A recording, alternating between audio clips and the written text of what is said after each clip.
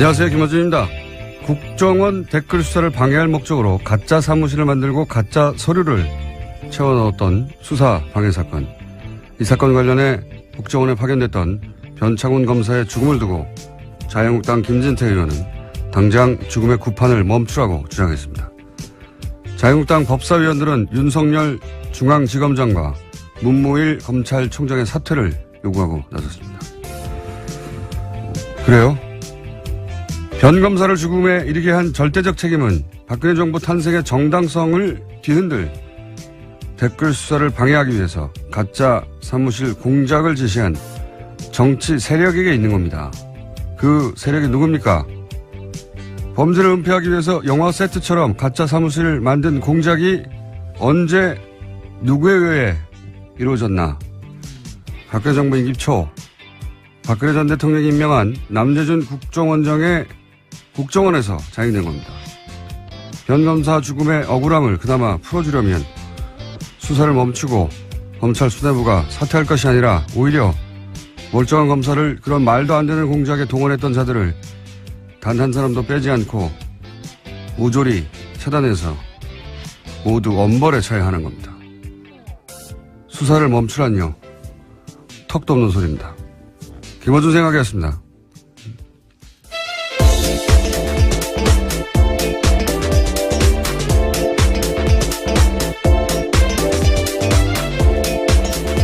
시사인의 김은지입니다.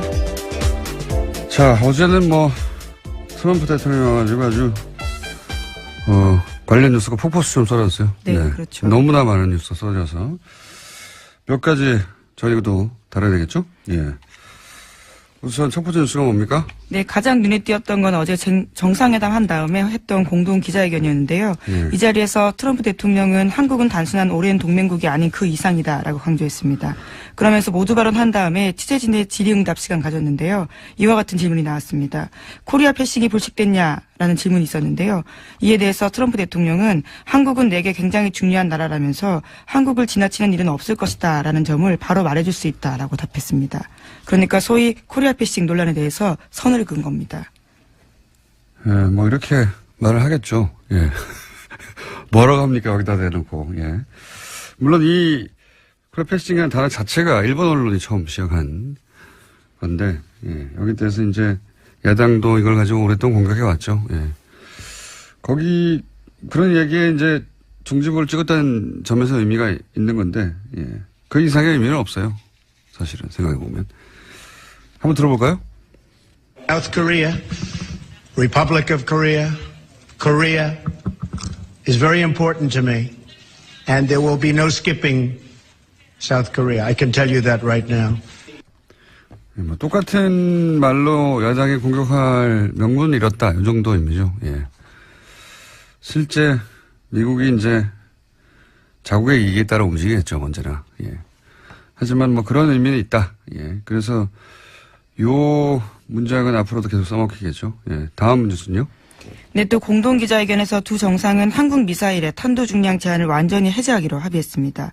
그러면서 문재인 대통령은요, 우선 도입할 미국 무기의 윤곽도 처음으로 공개했는데, 제이스타즈 최소 4대 도입 등이 있습니다. 이 세 가지 무기로 5조 정도 들 거라고 하는데요. 트럼프 대통령은 한국의 무기 도입이 미국 일자리 창출에 기여할 거다라는 이야기도 했습니다. 탄도 중량은 풀고 무기는 사고 어차피 무기는 우리나라가 미국에서 전 세계에서 가장 많이 사왔어요. 어차피 사왔는데 중요한 거는 이제 얼마나 최신의 기술 무기를 도입하느냐 이거겠죠. 예. 이 이야기는 저희가 잠시 후에 정세현 장관하고 전 장관하고 나눠보기로 하겠습니다. 자, 다음 뉴스는요? 네, 또 계속해서 트럼프 대통령은 어제 한국 FTA가 미국의 좋은 협상이 아니었다라는 이야기도 했는데요. 이와 관련해서 문재인 대통령은 관련 협의를 신속하게 추진하겠다고 밝혔습니다. 미국 통상당국은 조만간 본격화될 개정 협상에서도 압박 수위를 높일 것으로 보입니다. 이 발언은 일본에서 했던 발언들에 비하면 아무것도 아닙니다. FTA가 미국의 좋은 협상이 아니다 이런 말을 하고 문재인 대통령은 협의를 신속하게 추진하겠다. 굉장히 원론적인 수준의 말밖에 없었는데 트럼프 대통령이 이제 일본에 방문해서 했던 일들 보면 일본은 저런 굴욕을 겪어도 괜찮나 싶은 아주 웃긴 장면이 굉장히 많이 나왔어요. 아베 총리가 말하는데 중간에 끊고. 그렇죠. 예, 자기가 말한다든가. 미국에서도 그런 보도 많이 나왔어요. 어제 워싱턴 포스트인가요? 예, 거기서도 찾아와서 읽어봤는데, 아베가 트럼프에게 얼마나 잘 보이고 노력하는데 트럼프가 아베를 얼마나 막 취급하는가. 이 기사거든요. 예. 네, 굉장히 민망한 표현이 있었는데요. 전략적 노예 상태에서 비용을 치렀다라는 식의 이야기가 있었습니다. 스트래티직 서브튜드. 예. 네, 전략적 노예 상태요. 네. 발음이 됐나요? 네. 예. 예속 상태. 예. 고급 단행이긴 한데 결국 맞아요. 딸랑이다. 이런 얘기거든요. 예. 예. 충실한 조수 역할을 했다. 이런 식의 평가들이 아주 많았습니다. 그런 예를 드는 걸로 기사 가득 찼어요. 읽어보면 예를 들어서 아베는 미일 간 정상회담에서 역대 가장 가까운 사이다. 이런 식으로 표현하면 트럼프는 거기에 보조를 맞춰줄 생각이 없는 것처럼 부른다. 예를 들어서 굉장히 많은 예가 있는데 재밌는 예 중에 하나가 골프를 같이 쳤잖아요. 예. 골프에서도 웃긴 장면 나왔었는데 골프를 같이 쳤는데 모자를 썼을 거 아닙니까? 예, 골프 그렇죠. 모자에다가 이제 쓰고 나서 둘이 각자 모자에 사인을 하는데 트럼프는 모자 챙 한가운데. 너무 크게 썼죠. 한가운데 자기 이름을 크게 써버리는 거예요. 그러면 아베는 쓸 데가 없잖아요. 옆에 기퉁이를 조그맣게 쓰는 거예요. 사진 봤는데 정말 웃깁니다. 기사 제목 자체가 트럼프의 충실한 조수 역할을 하고 있다. 로얄 사이드킥, 그렇게 표현을 했고요. 하여튼 기사 자체를 보면, 이거 너무, 이 기사 보면 일본인들은 정말 아베 정부를 규탄할 것 같다 싶은데, 예, 그런 마음이 일본에서 안 나오고 있습니다.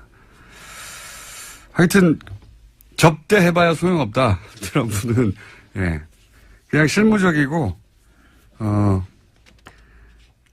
제대로 격식만 갖춰져서 대접하면 된다. 예. 정확하게 필요한 거 계산해서 주고받는다. 이런 겁니다. 예. 하여튼, 관련해서 미국 언론에서도 트럼프가 한국에 가서는 톤다운 했다 이런 얘기가 나오죠. 예. 예, 물론 오늘까지 일정이 있기 때문에 아직은 봐야 되겠지만요. 이제까지의 말폭탄을 터뜨렸던 전례에 비하면 어제 한미 정상회담 결과에 대해서는 미국 언론도 트럼프가 매우 자제했다라는 평가 내놓고 있습니다. 오늘 국회 연설만 넘어가면 폭탄은 터뜨리지 않고 갈 것 같아요.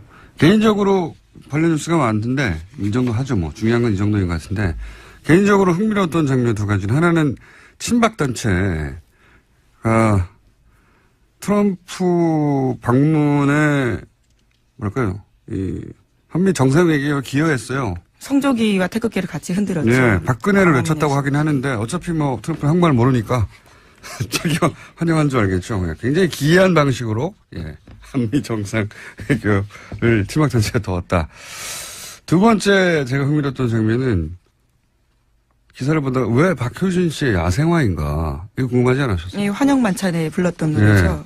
그래서 제가 기사를 찾아봤더니 어려운 상황에서 양국 관계를 아름답게 발전시키자 그런 의미를 담았다는 거예요. 이게 무슨 소린가. 개뿔. 이런 생각이 들어서 제가 정화대 관계자한테 연락해가지고 이게 무슨 소리냐 왜냐 그랬더니 바쁘다고 딸랑 얘기한 게 가사를 음미하면 알 수 있다는 거예요. 그래서 음미를 해봐야 되겠군요. 북핵과 한미 외교가 걸린 중요한 가사거든요.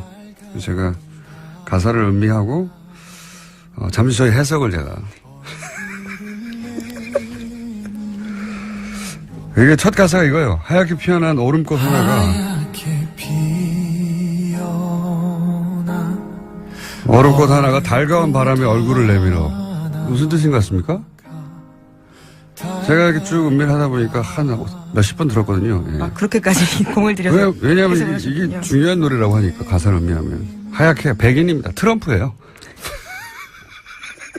그러니까 개인적인 다 해석이신 거잖아요. 그렇죠? 예. 예, 작사가는 전혀 의도하지 않았던. 그런 거는 물어볼 시간이 없었고요. 그분은 어제 공연했기 때문에. 하얗게 백인 트럼프. 예.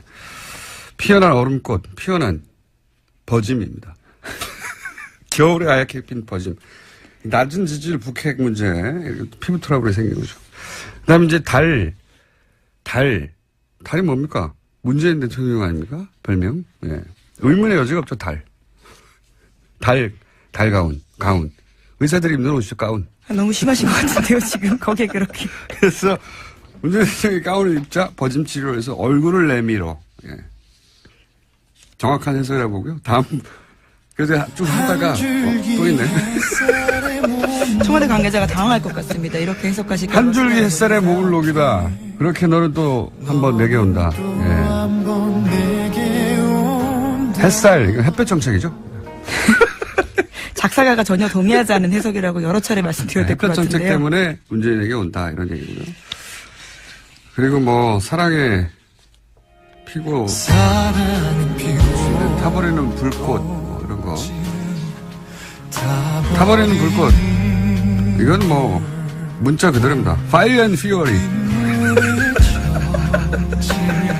네, 화염과 불꽃에 대해서 이야기하셨습니다. 꺼지는 거죠. Fire and Fury가 여기 와가지고. 예. 나머지 가사 또 여러 가지가 있는데, 각자 해보시고요. 예. 굉장히 좀 어려운 대목이 하나 나와요. 요거만 제가 서비스 하나만 더 하면은, 메말라가는, 되게 잘했어요. 메말라가는 온몸이 타들어가고, 이게 좀 어려웠어요, 제가. 뭐냐면은, 발사체 입장을 표현한 겁니다, 발사체. 우리가 이제 탄도 중량 무제한으로 합의를 했잖아요. 그동안에 사거리가 짧아가지고, 예, 발사체들이 도달하지 못하고, 목적지에 꺼져버린 발사체의 애환, 이런 으로 표현한 거죠. 예. 김어준 공장장이 지극히 주관적인 가사 해석이라고 보여야 되겠죠. 저는 이 노래를 듣고 미사일 중량 해제를 예상했습니다. 여러분도 각자 해보시고, 예. 가사가 중요하다고 하니까요. 아니, 가사가 중요하다는데 아무도 해설을 안 해줘가지고, 심심해가지고 한번 해봤습니다. 여러분도 각자 버전을 저희한테 보내주시면 소개해드리겠습니다. 자, 다음 뉴스는 뭐 있습니까? 네, TV조선이 계속해서 이건희 삼성전자 회장의 건강이 호전되었다라는 보도를 하고 있는데요. 네. 혼자 휠체어에 앉아있는 모습 등을 내보냈습니다. 이에 대해서 삼성 서울병원 쪽에서도 건강 상태가 호전된 것은 사실이다라고 밝혔다라고 하는데요. 인지 능력이 서서히 회복 중이라고 주장하고 있습니다. 이게, 의식불명이 되게 3년이 됐죠. 예. 간간히 이런 뉴스가 나왔어요, 간간히. 예. 앞모습이 안 나옵니다.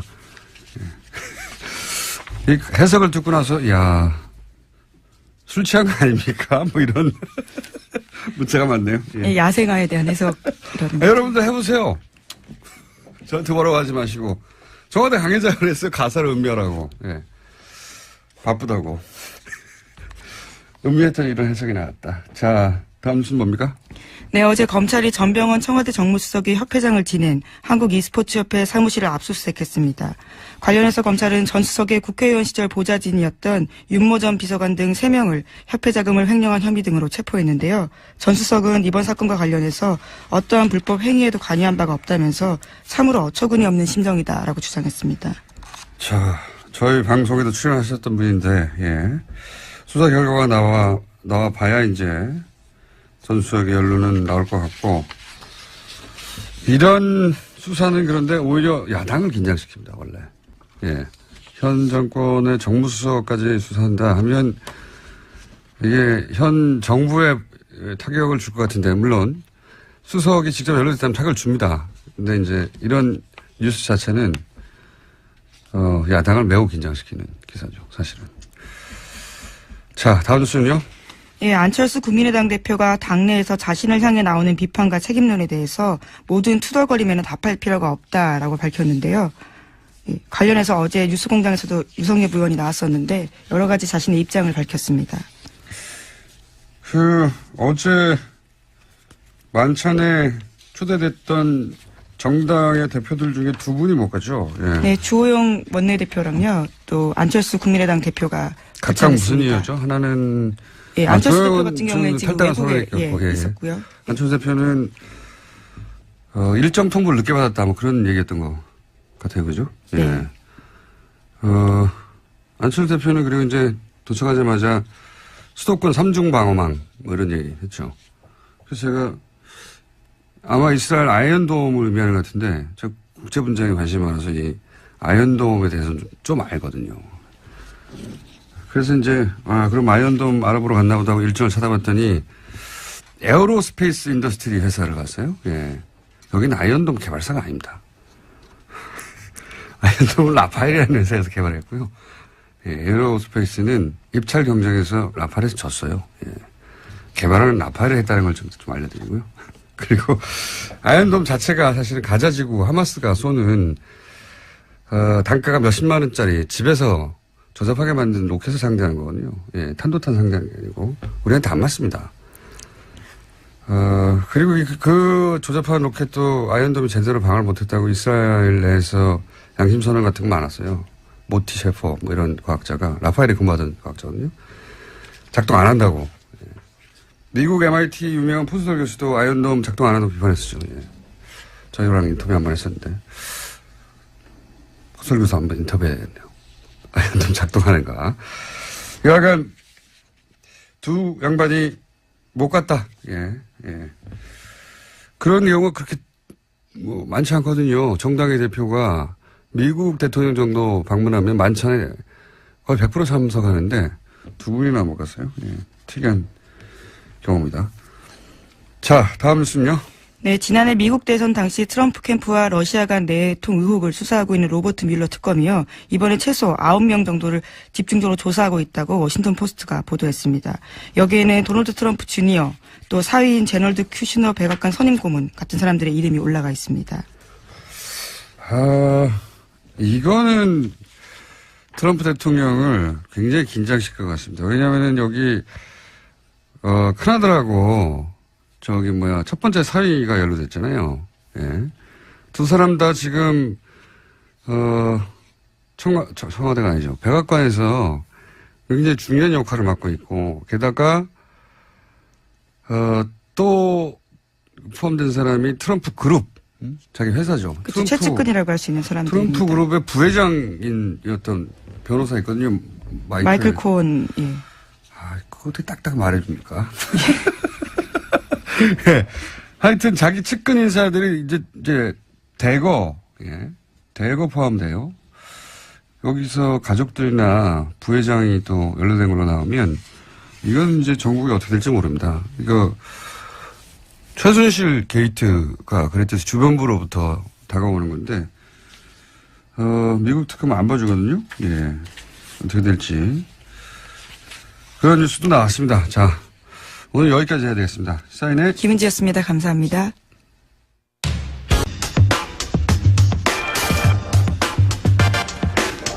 어제 있었던 한미 정상회담, 네, 그 의미 짚어보겠습니다. 정세현 전 통일부 장관님 전화 연결됐습니다.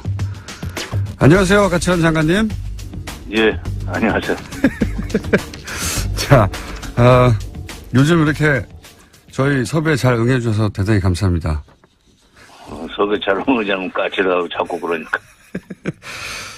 자, 한미 정상회담에 대해서 걱정을 많이 하셨었어요. 예, 트럼프가 워낙 노련한 장사꾼이라, 예, 일본에서, 여러 가지 얘기 듣고 와서 폭탄 발언하는 거 아니냐 걱정 많이 하셨는데, 일단 이 정상회담이 뭐 짧긴 했습니다만 여러 가지 메시지 나왔으니까 총평을 해보시자면요. 정상회담 시간이 짧은 걸 가지고 시비를 거는 당도 있기는 있대요. 근데 예. 한미 간에는 우리 외교부와 저쪽의 국무부 또는 백악관과 청와대가 사전 조율을 할 수 있는 그런 관계이기 때문에 예. 사전 조율을 할 수 있는 관계이기 때문에 정상이 같이 만나서 얘기하는 시간이 꼭 길지 않아도 괜찮습니다. 미리 다 조율됐다. 예. 그렇죠. 시간은 중요한 게 아니었고. 예. 시간이 중요한 건 아니에요. 남북 정상은 좀 달라요. 완전히 그건 정상이 직접 협상을 해야 되니까. 근데 이번에 총평을 한다면은 절반의 성공 이상은 좀 된 것 같아요. 아, 그렇게 보십니까? 예. 굉장히 까칠하게 평가하시는 분인데 문재인 정부에 대해서도 대북 정책에 대해서 여러 가지 지적하셨는데 요 정상회담은 절반 이상은 성과를 얻었다 이렇게 보십니까? 어떤 부분에서 그렇습니까? 물론 이제 수십억 달러의 무기를 사주기로 한 것은 사실인 것 같습니다. 예.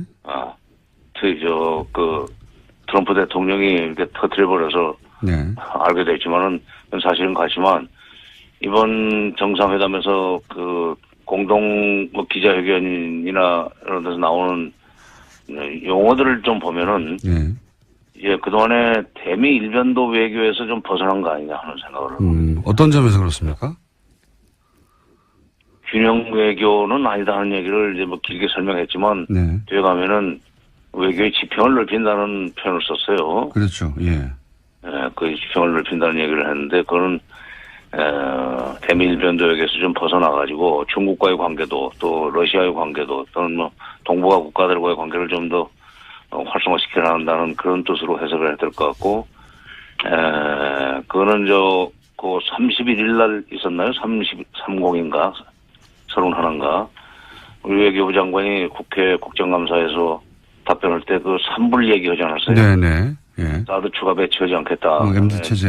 MD 예. 체제 편입하지 않는다. 예. 그다음에 한미일 그 관계를 군사 동맹 관계로 발전시키지 않는다는 산불을 얘기했는데. 일본과는 군사 동맹 없다. 예. 그렇죠. 예. 그거를 그 30일 날 외교부 장관의 국회 답변하고 이번에 공동 기자회견에 나온 균형 외교 이걸 연결시켜 보면은 사실상 균형 외교가 아니라 외교 지평 확대. 예. 사실상 미국과 중국 사이에 등거리 외교로 나갈 수 있는 어떤 도약되는 말을 한 것이 아닌가. 그래서 제가 이번에 점수를 좀 잘 줘야 된다는 생각을 하고 있습니다. 항상 그런 말씀 하셨죠. 그렇게 한미 외교에만 집중하면 안 된다고. 예. 예. 그런데 이제 그 메시지 속에 그런 기미가 보였다 이렇게 판단하시는 거군요. 예. 예.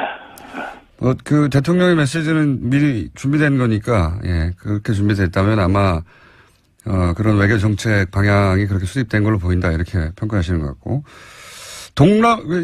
그 연결해서 생각해 보면, 오늘인가요? 내일인가요? 문 대통령이 바로 동남아로 떠나지 않습니까? 예, 베트남에서 열리는 국제회의 때문에. 예, 예. 동남아 3국, 뭐, 인도네시아하고 간다고 하는데, 그것도 연결해서 생각해 볼 수 있는 얘기입니까? 그러니까 외교 지평을 확대하겠다 하는 것도? 그쪽은 그게 안보와 관련해서는 크게 직접 관련되는 건 없고, 이제 경제 쪽으로는 의미가 있죠. 그렇군요. 저는 의미가 있죠. 자, 이건 어떻습니까? 이제 무기 수입은 사실 우리가 항상 해오긴 해왔는데, 예. 그 액수도 뭐 이미 세계 1위를 뭐 기록하기도 하고, 근데 이제 무기 수입 자체야 해왔는데 중요한 건 그 무기가 정말 우리가 원했던 무기를 수입하지 못했던 경우가 많지 않습니까? 첨단 무기를 안 준다든가. 예. 이번에는, 어떻게 보십니까? 뭐 정찰기를 사는 것 같고, 예. 핵잠수함을 도입하는 것 같은데, 예. 그건 뭐 군대에서는 절실히 필요했을 거예요. 특히 정찰기를 우리가 독자적으로 운영하게 된다면은 상당히 의미가 있다고 생각합니다. 그러니까 그 정찰기는 북한에 대한 위협이라기보다는 북한에 대한 이 억지 능력 내지는 북한의 행동을 감시한다고 할까. 그래서 그건, 안보면에서는 상당히 의미가 있는, 진전이라고 봐야 될 것 같고, 핵 잠수함까지 필요한지는 그거는 제가 기술적인 건 잘 모르겠어요. 뭐 국방부 장관이 해군 출신이어서 일찌감치 핵 잠수함 도입해야 된다는 얘기를 하더니 결국 그것이 현실로 되긴 되네요. 그런데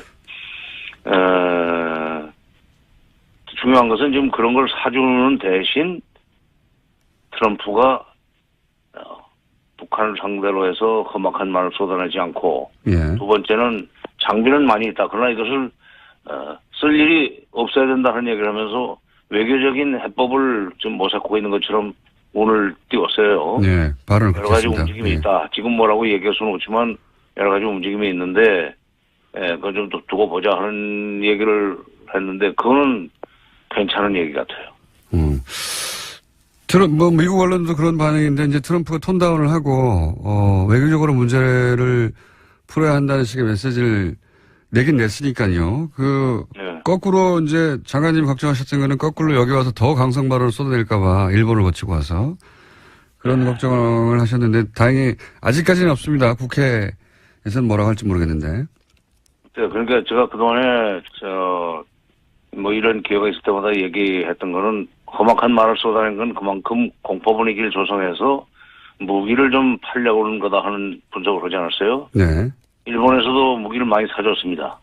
예. 그렇기 때문에 일본 총리가 대북 압박과 제재를 강화해야 된다는 얘기를 할 때 거기에 화답을 하지 않고 전략적인 끝냈다 하는 동문서답을 했어요. 네네. 그거부터가 지금 우리한테는 좋은 신호였죠. 걱정했는데 오히려 그 좋은 신호가 일본에서 나왔고 그 연장선상에서 미국 간에 물밑 접촉이 있다는 것을 사실상 시인하고 움직임을 좀 지켜보자 하는 얘기를 하고 그다음에 이제 무기를 팔았다.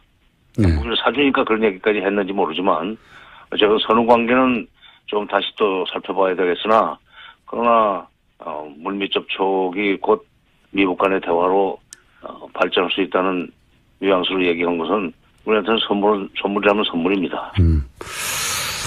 이건 어떻습니까? 아니 비싼 무기 사주고 그 정도 선물도 안 받아도 되겠어요? 그렇죠. 예.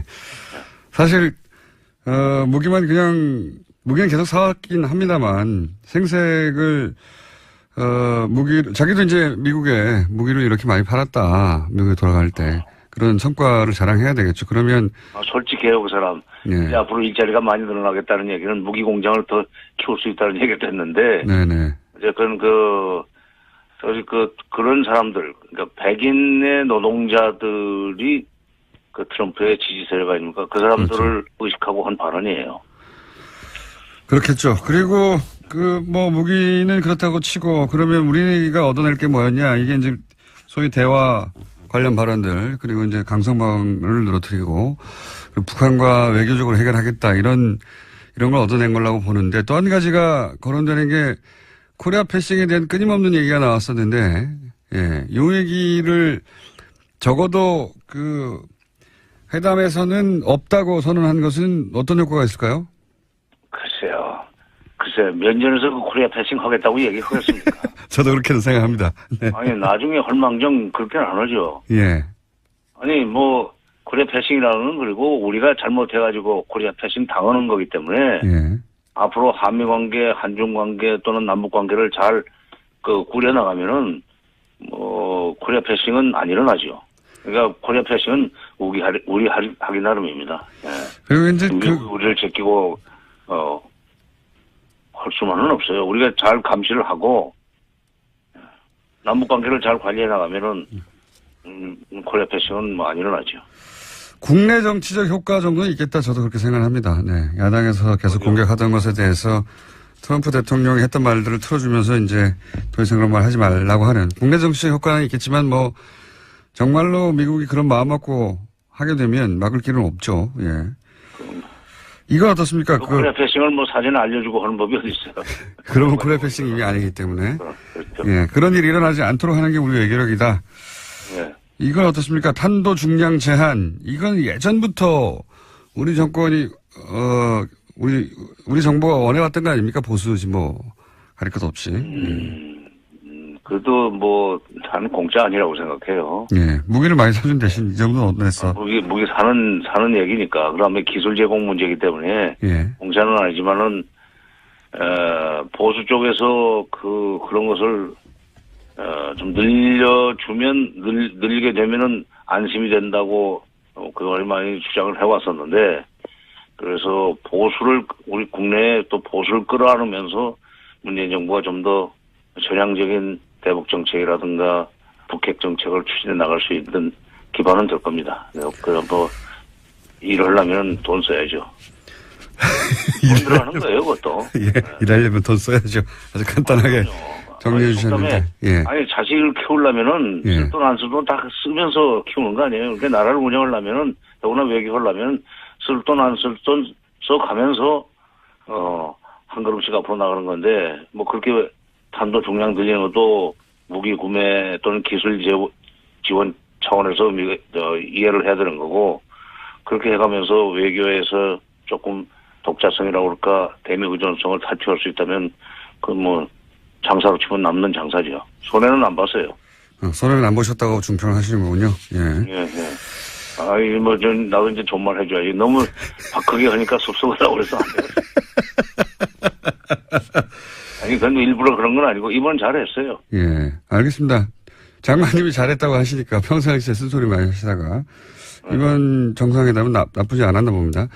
마지막으로 한 가지만 더 여쭤보면 지금 이제 뭐 북한과 우리 정부도 비공식 접촉이 있었다고 하고 지금 미국도 접촉이 있다고 얘기하고 있는데 이 물꼬가 언제쯤 트일까요? 어떻게 보십니까? 그동안 오랜 경험을 보실 때.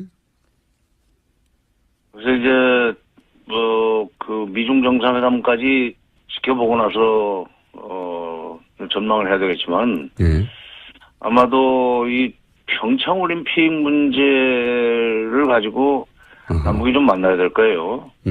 평창. 예, 예. 그러면 2월이지만 그 사전 준비하려면 얼마 시간이 없습니다. 네네. 특히 처음에 문재인 대통령은 좀 단일팀을 구성하자는 얘기를 했지만 그건 현실적으로 조금 어려울 거예요. 선수들이 별로 안 좋아합니다. 단일팀은. 네. 자기가 나갈 수 있는 찬스가 그만큼 줄어드니까. 그러나 분산 개최 내용상 분산 개최고 공동 개최는 가능할 거예요. 그래서 제가 저희에게는 건네볼 수 있지 않는 그 생각을 하고 있는 것이 뭐냐면 지금 김정은 시대에 들어와서 김정은이 작심을 하고 개발한 것이 마식령 스키장입니다. 어허. 예. 그 비행장도 만들었어요. 갈마 비행장이라고 원산 쪽이죠. 그러니까 우리가 그 평창 올림픽을 위해서 뭐 용평 쪽에다 스키장을 크게 건설한 것은 아깝지는 하지만 예. 그쪽에서 경기 일부를 하는 식으로 해서 공동 개최 형식으로 오면은 북한이 상당히 매력적으로 생각하고 대화를 시작할 수 있지 않겠는가. 그래서 그걸로 알겠습니다. 화두를 열어놓고 그다음에 설계기 이산가족 상봉을 위한 적자회담은 다시 한번 건네볼 필요가 있지 않나 하는 생각이 드네요. 알겠습니다. 오늘 여기까지 듣겠고요. 예. 평창 올림픽을 잘 활용해야 된다는 얘기는 다시 한번 저희가 연결해서 자세히 들어보도록 하겠습니다. 오늘은 여기까지 하겠습니다. 감사합니다. 예. 지금까지 정세현 전 통일부 장관이었습니다.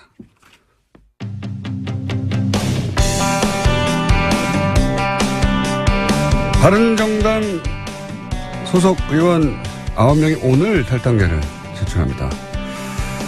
황영철 의원 연결해서 이야기 들어보겠습니다. 안녕하세요, 의원님. 예, 황영철입니다. 반갑습니다. 네. 이런 인터뷰는 항상 곤혹스럽시죠? 예. 네, 사실 그랬습니다. 또 어떻게 해요? 해야죠. 예. 저보고 하자는지 모르겠어요. 예. 예전부터 쭉 곤란한 인터뷰는, 저희하고 해오셨기 때문에. 네네. 사실, 여러 가지 이유를 표면적으로 되긴 됩니다만, 가장 중요한 이유가 뭡니까? 탈당하게 된. 뭐 가장 중요한 이유는 지역에서의 목소리라고 봐야죠. 보수 지지층의 목소리. 예. 뭐 무조건 합치라. 이게 지금, 보수 지지층의 목소리니까, 이 뜻에 따라서 이제 더 이상 분열된 모습으로 서로에게 삿대질 하지 말고 하나로 뭉쳐서 색을 좀 만들어 봐라. 이런 뜻에 따라서, 했다고 봐야죠. 물론 그 안에 또 지방선거에서의 우려도 포함되겠죠. 당연히. 뭐 여러 가지 이유가 있을 텐데 그것도 이유 중에 하나입니다. 이제 지방선거 준비하면서 예. 저희 지역만 보더라도 많은 좋은 입지자들이 바른정당 후보로 나설 생각이 없으세요. 그러니까 그런 현실적인 어려움도 반영이 됐다고 봐야죠. 그런데 이제 그런 이유들 정치가 현실이기 때문에 지방선거도 준비해야 되고 또 이렇게 나눠줘가지고는 현실적으로 정부 여당을 견제하는데도 한계가 있고 다 이해는 갑니다. 그런 부분들은. 네. 네. 그런데 이제 이전부터 쭉 탈당파, 네. 통합파, 뭐라고 보든 간, 9분들이 거의 비슷하게 말씀하셨던 것 중에 하나가 박근혜 전 대통령 제명만으로는 안 된다는 요구를 오랫동안 해오셨잖아요. 네. 그런데 지금 서청원 최경환 의원이 여전히 출당될 가능성 혹은 기미가 안 보이는데도, 네. 그러면 이게 내세웠던 명분하고는 다르지 않습니까? 요구했던 상황하고 다르고, 겨우 박근혜 전 대통령 사실상 정치적으로 이미 끝났는데, 네. 이 서청원 최경환 의원은 그러면 자유한국당 입당을 하신 다음에, 출당을 위해서 같이 노력하는 겁니까? 어떻게 되는 겁니까? 일단, 박근혜 대통령의 출당을 자유한국당에서 결정한 거에 대해서 굉장히 가볍게 보는 뭐 발언들이 나오고 있는데 평가가 저는 자유한국당 내 지금 정치정 속에서 박근혜 대통령 출당을 결단한 홍준표 대표의 노력은 높이 평가해야 된다고 보고 있어요. 대단히 힘든 결정을 내렸다고 보고 그걸로 인해서 지금 자유한국당 내에서 또 홍준표 대표는 굉장히 좀 어려움을 겪고 있지 않습니까? 이런 시점에서 우리가 함께하는 모습을 보이는 것이 자유한국당의 인적 쇄신이라든지 과거의 단절에 힘을 보태는 것이라고 생각하고요. 우리가 들어가서 해야 될 일은 참 많이 남아있는 상태입니다.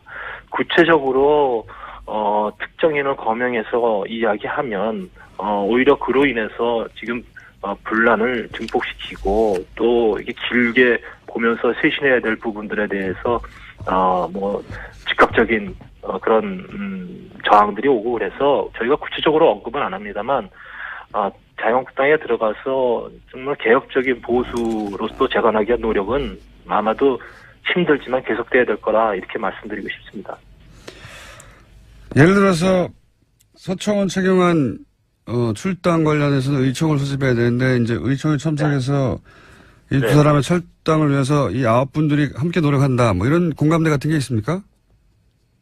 그런 말씀드리지 않아도 다들 아실 것 같은데요. 네. 말씀을 하셔야 합니다. 그러니까 저희가 이제 여러 가지 입장을 발표할 때 어쨌든 이런 개인과 관련된 부분에 대해서 분명하게 입장을 밝히는 것이 결과를 만들어내는데 도움이 될지 안 될지 이런 부분에 대해 저희도 고민 많이 하지 않습니까? 입장 표명을 공개적으로 하지는 않더라도 그런 9분 사이에 내적 공감대는 있습니까? 다 같은 마음이시라고 생각합니다. 예. 그게 가능할까요? 서청원 의원과 최경환 의원을 원내 의총을 통해 가지고 출당하는 것이? 구체적으로 말씀드리고 싶지 않아 하는 걸 계속 물어보시니까. 예. 사람들은 그런 게 궁금하거든요. 예. 네, 궁금하시겠지만 예. 그거는 결과로서 보여져야 될 부분이지 지금 이 시점에서 우리가 구체적으로 그거를 말씀드리는 것이 좋은 결과를 만들어내기 위해서 도움이 되느냐 안 되느냐 이 부분에서 좀 깊이 봐줬으면 좋겠어요. 알겠습니다. 곤란한 사정은 알겠고요. 이건 어떻습니까? 네. 김무성 의원 경우에는 다른 분들은 또 모르겠습니다만 네. 김무성 의원이 사실은 바른정당을 창당한 분이고요. 예, 사실상. 네. 그리고 유승민 의원이 이제 끝까지 남아서 당시 새누리당의 계획을 도모해 보겠다고 했을 때 끝까지 설득해서 바른정당으로 오게 만든 분인데 네. 다른 8분은 모르겠습니다. 여러 가지 이유로 돌아가는 것에 대해서. 김무성 의원은 개인적으로는 돌아가야 한다고 생각하더라도 적어도 그런 과거를 생각했을 때는 유승민 의원과 함께 끝까지 설득하겠다. 이게 맞는 거 아닙니까? 가장 먼저 거꾸로 다시 복당을 주도하는 거는 이거는 너무 정치 도의상 이건 너무 두 번의 배신 아닙니까? 너무 가혹한 표현이라고 생각하고요. 유승민 의원의 입장에서 보면 가혹한 게 아닐 것 같은데요. 제가 보기엔. 그래서 저희들이 이제 두 번의 의총을 거치면서 당대당 통합을 통한 통합전대 요구안을 가지고 끝까지 함께 가자고 서로 설득을 해봤고요. 그럼에도 불구하고 유승민 의원께서 못 가시겠다고 했으니까 그래서 같이 못 가게 된 거죠. 뭐 저희가 그 바른정당을 창당하고 지금까지 걸어온 길에 대해서는 뭐 후회 없습니다. 국민 뜻에 따라서 했다고 생각하고요. 다만 저희들이 보수의 본류가 되기 위한 이 노력이 성공하지 못했고 이제는 이 성공하지 못한 길을 계속 탈일 없이 가야 되느냐 아니면 새 길을 가야 되느냐 이런 관점에서 지금 결단을 내린 거기 때문에 물론 지금 이 시점에서 여러 가지 평가가 있겠습니다만 결국 이 부분도 저희들이 합당한 이후에 통합한 이후에 좀 더 좋은 모습을 국민들에게 보여주고 보수 지층들에게 보여주기 위한 노력을 계속 해야 된다고 생각하고 있습니다. 네, 계속 제가 곤란한 질문만 드리는데 한 가지만 더 여쭤볼게요. 어차피 지금 곤란한 상황이시니까 네. 어디랑 인터뷰하셔도 곤란한 질문밖에 없어요. 기뻐하시는 것 같은데. 홍준표 대표는 또 녹취록 문제가 있지 않습니까? 이게 이제 예, 주장들이 뭐 각각 갈리긴 합니다. 홍준표 대표는 재판 시작되기 전에 예, 항의한 정도로 이제 얘기하고 있고 소청원 의원은 그게 아니라 자신한테 뭐 청탁을 했다는 식으로 말을 하고 있고. 근데 여기서 갑자기 국민의당에서 그게 아니라, 재심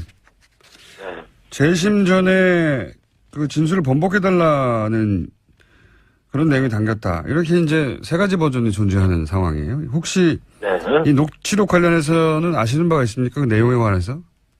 아는 바 없고요. 어쨌든 홍준표 전에 듣는 얘기로는 홍준표 대표는 이 문제에 대해서는 전혀 걱정할 필요가 없다라고 분명히 말씀하시고 계시고, 그리고 저는 이 녹취록 문제가 지금 나온다고 한다면 결국은 이제 친박 쪽에서 홍준표 대표를 공격하기 위한 수단, 아니면 국민의당에서 또 자유한국당을 곤란하게 만들기 위한 수단, 이런 수단으로 사용이 될 텐데요. 대단히 정치 공학적인 그런 거라고 생각하고, 결국 국민들께서도 홍준표 대표에 대한 재판이 오랫동안 진행됐고, 정말로 진실을 가리기 위한 거였다면 그 이전에, 그리고 지난 대선 과정에서 충분히 이 문제가 공개될 수 있었을 거라고 생각해요. 근데 이제 그때는 전혀 거론하지 않다가 지금 와서 자당의 이익이나 좌파의 이익을 위해서 이것을 공개한다고 한다면 그야말로 정말 납득하기 어려운 거라고 봐야죠. 뭐 카드는 결정적일 때 쓰는 거니까요. 쓰는 사람의 마음인데 하여튼 모르신다고 하니까 그거는 이제 거기까지만 질문 드리고, 제가 이제 이런 질문을 드렸던 이유는 이제 혹시라도 홍준표 대표 녹취록 때문에 이제 골라질 상황이 발생할 수 있다. 그럴 경우에는 지금 복당한 혹은 뭐 김무성 의원 같은 분이 자유한국당의 당권을 잡을 수 있지 않을까. 그래서 복당하는 거 아니냐. 이런 해석들이 있길래 한번 여쭤본 겁니다. 논리의 비약은 끝이 없다고 생각하고요. 알겠습니다. 지금 저희들은 홍준표 대표를 잘 지키고 힘을 갖고 자유한국당 바꾸고 보수 재건하는데 힘 보탤 거고요. 김무성 대표께서도 무슨 당권 욕심 이런 거 지금 전혀 없다고 분명하게 말씀하시고 계시니까 그건 분명 잘못된 해석이다 이렇게 말씀드립니다. 알겠습니다. 한 가지만 더 여쭤보겠습니다. 지금 한 가지만 여쭤본다고 하는 게 벌써 세 번째인데. 추가 탈당이 있습니까? 그건 제가 장담할 수가 없어요. 워낙 이제 많은 고민들을 의원님들께서 하고 계시기 때문에 장담할 수는 없는데, 다만 지난번 두 번의 의총 과정 속에서 대체적으로 자유한국당과의 통합이 답이다 이렇게 생각하는 의원들이 몇 분 계셨기 때문에 그분들은 지금 많은 이제 고민들을 하고 계실 거다 이렇게 생각합니다. 그러니까 추가 탈당은 언제인지는 모르겠지만 시점의 문제일 뿐 이루어질 가능성이 높다 이렇게 보시는 거군요? 가능성은 높게 보는 게 맞는 것 같습니다. 시점은 모르시고요? 제가 많은 고민을 하고 계신 의원님들의 입장을 제가 다 확인할 수는 없고요. 규모는 어떻게 예상하십니까? 몇 명에서 몇 명까지? 적게는 뭐 몇 명에서? 저희가 그날 의총 과정에서 확인은 바로는 자유한국당과의 당대당 통합을 하자고 말씀하신 중립지대 의원님들이 5분 정도는 더 계시거든요. 5분. 다 가능성 있는 분들이라고 보시는 거군요? 글쎄, 그것이 자유한국당과의 지금 상태에서 자유한국당의 입당의 결정을 내리는 그런 방향으로 갈지는 정확히는 제가 말씀드릴 수는 없고요. 다만 가능성은 높다 정도로 말씀드릴 수 있을 것 같습니다. 가능성은 높다. 연결한 김에 40초밖에 안 남았는데 곤란한 질문일 텐데 현재 재판 어떻게 진행 중입니까? 의원님 정치자금법 관련해서? 진행 중이고요. 저는 담담하게 제가 할 수 있는 소명 최선 다할 것이고요. 그리고 법적인 판단에 따라서 또 잘 따라야 되겠죠. 좋은 결과가 나올 수 있도록 최선을 다하고 있습니다. 알겠습니다. 자, 오늘은 전화 연결해서 가볍게 했고요.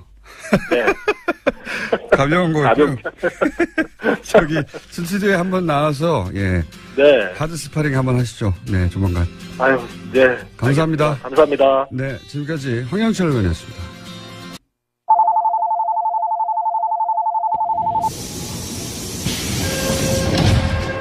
줄임문 닫습니다. 닫습니다. 닫습니다. 김어준의 뉴스 공장.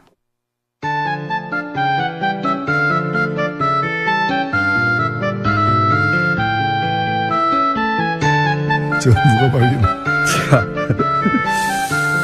노르가즘 정의당 노회찬 원내대표 나오셨습니다. 안녕하십니까? 예, 안녕하십니까? 예, 출입문 닫습니다. 어떻습니까? 기가 막힙니다. 지하철 탈 때마다 들을 수 있는 예. 예. 지하철 공사에서 의문을 제기하는 거죠. 예, 출입문도 절규한다. 출입문 닫습니다. 예. 저희가 이 정도입니다. 곳곳에 숨어있는 닫스의 비밀을 밝히는 하루 나오셨다고. 아, 예. 원래 몇 달 전부터 예정돼 있어서 예. 만찬 도중에 나갈 수밖에 없는 걸 양해를 구했어요. 청와대 측에. 근데 어제 정상회담이 길어지는 바람에 만찬이 30분 늦게 시작한 거예요. 아. 그래서 제가 앞에 뭐 인사는 다 했는데 밥 나오기 전에 나왔습니다. 보리차만 마시고 나왔습니다. 보리차 마시고. 아까운 기회를 놓치셨네요. 예. 예, 뭐 그래도 뭐 예. 아, 그럼 물어볼 게 없네. 그럼 만찬에 앉아 계시다 그게 나오신 거잖아요. 보리차 마시고. 예. 아니, 그 앞에 이제 여러 오랜만에 보는 분들 많이 이제 인사도 나누고 이제 그런 건 다 했죠. 그런 거가 중요한 게 아니지 않습니까? 밥을 먹고 맛이 어땠나부터 시작해가지고 음식은 똑같은 거 먹었을 거 아닙니까? 만약에 먹는다면, 그죠? 트럼프 대통령이 먹는 거나 그렇겠죠? 설마? 보통 그런데 예. 그렇죠. 예. 아, 아깝네요. 괜찮습니다. 뭐. 어제 있었던 정상회담의 전반적인 뭐 평가를 한번 해보시면요. 예, 미리 조율을 많이 했던 것 같습니다. 예, 그거는 그냥 이루어진 일이 아니거든요. 그렇죠. 예. 그리고 제가 뭐 그 전에 이 정부 관계자들 만나서 얘기 들을 때도 이제 그런 좀, 이 의도나 이런 계획들을 들었는데, 예, 그 정상회담이 굉장히 중요한 하나의 고비예요. 그렇죠. 예, 여기서 또 트럼프 말폭탄 터뜨리고 하면 난리 나는 거죠, 우리도. 그래서 상당히 이렇게 이 뭐 자극적인 말을 갖다 안 하게 한다거나 또는 북핵 문제에 대한 언급, 북한에 대한 언급 또는 중국과 관계 또는 우리하고 일본의 특수관계에 대한 이해 이런 점에 관해서 좀 보이지 않는 그런 사전에. 선에서 상당한 작업을 해온 결과가 어저께 드러난 게 아닌가 이렇게 보여집니다. 그런 우려되는 지점들에 대한 논의가 오랫동안 있었군요. 그래서 이제 우리가 보기에는 문제될 발언들이 전혀 안 나온 거의 없었다고 봐도 과언이 아닌데 사실은 코리아 패싱 없다는 발언이 국내 정치적으로는 의미가 있겠죠? 그렇죠. 이 코리아 패싱이라는 게 예. 사실은 이게 우리 역사에서 코리아 패싱 대표적인 걸 얘기하라면은 예. 1953년 한국 전쟁 중에 예. 미국이 이승만 정부를 따돌리고 예. 북한하고 이렇게 협상해가지고 휴전해버린 거예요. 휴전 협정 당사자가 아닙니다, 우리가. 예. 이게 진짜 말도 안 되는 전형적인 건데. 이제 코리아 패싱이고 이제 예. 그래서 이승만이 반발해가지고 방공포로 석방하고 막 이렇게 한 건데. 절대적인 코리아 패싱이죠, 사실. 예, 그랬던 거죠. 전쟁하다가 협정을 맺는데 어떻게 당사국을 뺍니까? 맞습니다. 예. 근데 이제 지금에 와서 코리아 패싱이란 거는 이 한반도 문제를 해결하기 위해서 한국을 빼고 미국과 북한 직접 또는 협상한다. 예, 뭐 이런 건데 그럴 상황이 전혀 아니거든요. 예. 오히려 우리가 이제 그런 평화 병행론을 주장하고 미국은 그거에 대해서 현재 트럼프 정부는 별로 선택하지 않고 있는 상황인데 이 코리아 패싱은 야당 그 보수 야당들이 예. 문재인 정부를 갖다가 공격하기 위해서 그런 프레임이죠. 예, 그 외교를 잘못하고 있다라고 해서 코리아 패싱이라고 근거 없이 얘기해 왔던 건데 그게 별로 사실이 아니라는 게 이번에 트럼프에서 확인된 거죠. 국내 정치적으로 이제 그 얘기하면 뭐 트럼프 발언을 계속 들이대면 될 것 같고 또 한 가지 이제 많이 논의되는 게 이제 미국은 무기를 팔고 우리는 대화로 하겠다거나 혹은 뭐 코리아 패싱 없다거나 뭐 탄도 중량 제한 합의를 받아냈다든가 이 계산서가 주고받은 게 그래서 이게 수익 타산이 맞느냐 우리 입장에서 뭐 이건 어떻게 평가하십니까? 제가 월요일 날 예. 그 청와대 국감이 있었어요. 예. 국감에서 이 얘기를 갖다가 제가 미리 했었습니다. 장하성 정책실장한테 트럼프 다루는 법 예. 해가지고 트럼프 다루려면 트럼프처럼 해야 된다. 트럼프처럼 해야 예. 그래서 첫 번째 뻔뻔해져야 된다. 뻔뻔해져야 된다. 예. 우리 대통령은 젠틀맨이잖아요. 그래서 그렇게 하면 안 된다. 뻔뻔해져야 된다. 그 다음에 이제 벼랑 끝까지 가면 같이 가야 된다. 먼저 스톱하면 안 된다라는 건데 대표적으로 한미 FTA 같은 거는 한미 FTA를 통해 가지고 우리도 이득을 얻었지만 미국이 더 큰 이득을 얻고 있는 거거든요. 한미 FTA를 갖다가 재협상 안 하면 폐기한다라고 하는데 폐기하면 미국은 무역 적자가 한 40억으로 늘어나게 돼 있어요. 한미 FTA 하면은 280억으로 줄어들고. 그래서 무역지가 더 줄어든 건데 이걸 더 줄이려고 폐기하겠다 그러는데 자 그럼 폐기하자. 한국이 더 큰 이익이다. 그러면 이렇게 나갈 필요가 있는데 우리로서는 사실은 무역은 우리가 계속 흑자를 보고 있지만 미국과의 무역에서는 그다음에 이제 그 서비스는 무역하고 별도로 계산하거든요. 서비스에서는 우리가 연 한 50억 정도 더 손해를 보고 있어요. 그러니까 적자를 보고 있어요. 근데 이것만이 아니라 무기는 우리가 미국 무기를 전 세계에서 가장 많이 수입하는 나라예요. 오랫동안 그래왔습니다. 오랫동안 그래왔고 한미 FTA 이후에 이게 더 늘어가지고 1년 국방비 예산은 10%를 미국 무기 수입에 쓰고 있고 이게 우리가 연 50억 달러 정도를 쓰고 있는 거예요. 최근에는. 그래서 무기 FTA 적자 얘기하면 무기 얘기를 갖다 꺼내시라. 그래서 이걸 가지고 무역 적자를 막는. 근데 지금 그 전략을 갖다가 이 트럼프가 이 영악한 트럼프 대통령이 쓰고 있는 것 같아요. 그래서 거꾸로 쓰고 있는 거예요. 그래서 이 얘기는 뭔가면 무역 적자를 갖다가 더 줄이는 것이 불가능하다면은 무기를 더 수입해라. 이 얘기인데 그 무기를 덜 수입하면은 그 무역과 관련해 가지고 특히 축산이라거나 미국이 노리는 게 몇 개 군데가 있어요. 그걸 갖다가 우리는 더 강하게 개방을 요구하겠다. 근데 그 개방하면 국내에서 또 농민들 난리잖아요. 똑같은 방식으로 상대해야 된다. 네. 그렇죠. 무기와 FTA를 연계한 것은 트럼프 대통령이 지난번부터 했던 일인데 우리도 그럼 거꾸로 그럼 무기 많이 사줄 테니까 FTA 그럼 우리한테 양보해 이렇게 나가야 된다. 그런 건 아닌데 무기를 많이 사는 게 좋다고 보는 건 아닙니다. 다만 우리에게 필요한 무기들이 있죠. 이번에 예를 들면 그 정찰 자산 같은 거는 우리가 이제까지 미국이 우리한테 팔지 않았던 것이기도 하고 우리가 굉장히 부족한 부분이고 그래서 그런 점에서는 저는 뭐 자주 국방을 위한 어떤 국방력 강화 차원에서도 필요한 대목이라고 봅니다. 알겠습니다. 그럼 종합적으로 판단해서는 성과는 뭐 아직 국회 연설이 남았는데 그건 뭐 그 연설이니까요. 지금 사실상 오늘 국회 연설까지도 사실 보긴 해야 되는데 지난 일주일 전에 11월 1일 날 대통령이 이제 국회 시정연설하러 와가지고 사전에 여야 대표들하고 간담회를 했어요. 그때 아주 인상적인 얘기를 했는데 언론에는 보도가 안 됐더라고요. 안 됐는데 그 내용이 뭔가면은 외교 문제와 관련해서 그동안에 이 야당들이 굉장히 많이 그 정부를 추궁했는데 외교 문제는 시간이 필요한 게임이다. 이번에 중국과의 어떤 이 사드 문제에 대한 대타협이 있었고, 그 다음에 이 트럼프가 한국 방문하는 것, 이 두 가지 사건이 한 고비를 넘기게 되는 사건이 될 거다. 그래서 이제는 그동안에 이제 도대체 뭐 하냐, 특히 외교 안보란이 취약한 거 아니냐, 이런 추궁을 많이 받았는데, 이번에 결국에는 물밑 작업으로 사드를 원만하게 일단은 봉합을 했잖아요. 그 다음에 뭐, 위태위태한 어떤 그런 길을 걷던 트럼프와 관련해서도 아직은 확연하게 다 확인된 건 아니지만은 일정하게 트럼프와 우리의 어떤 입장의 차이를 이제까지의 과정보다는 많이 좁혀내는. 뭐 제재는 강화하지만 대화의 노력도 계속 하겠다. 뭐 이런 그렇죠. 이런 메시지가 나오긴 했습니다. 군사적 옵션의 가능성은 그는 이론상으로만 존재를 하는 거고 현실에서 실질적으로 추진하고 있지 않다는 건 이번에 계속 확인되고 있는 과정이 아닙니까? 이런 것들이 좀 한 고비를 갖다가 이렇게 매듭을 짓게 되는 그런 국면이 아닌가 이렇게 보입니다. 알겠습니다. 굉장히 중요한 그런 점에서 보자면 굉장히 중요한 전개가 될 방한이었다고 평가를 하시는 건데 그런데 그 중요한 자리에 어제 주호영 원내대표하고 안철수 대표가 같은 대표급에서 보실 때 참석을 안 한 거에 대해서는 어떻게 보십니까, 각각? 예, 조호영 대표는 뭐 참석할 뜻이 워낙 있었는데. 그 이제 당이 이제 쪼개지는 과정이어가지고 상당히 네. 좀 선택이 애매해졌던. 예. 왔으면 욕을 먹었겠죠, 사실은.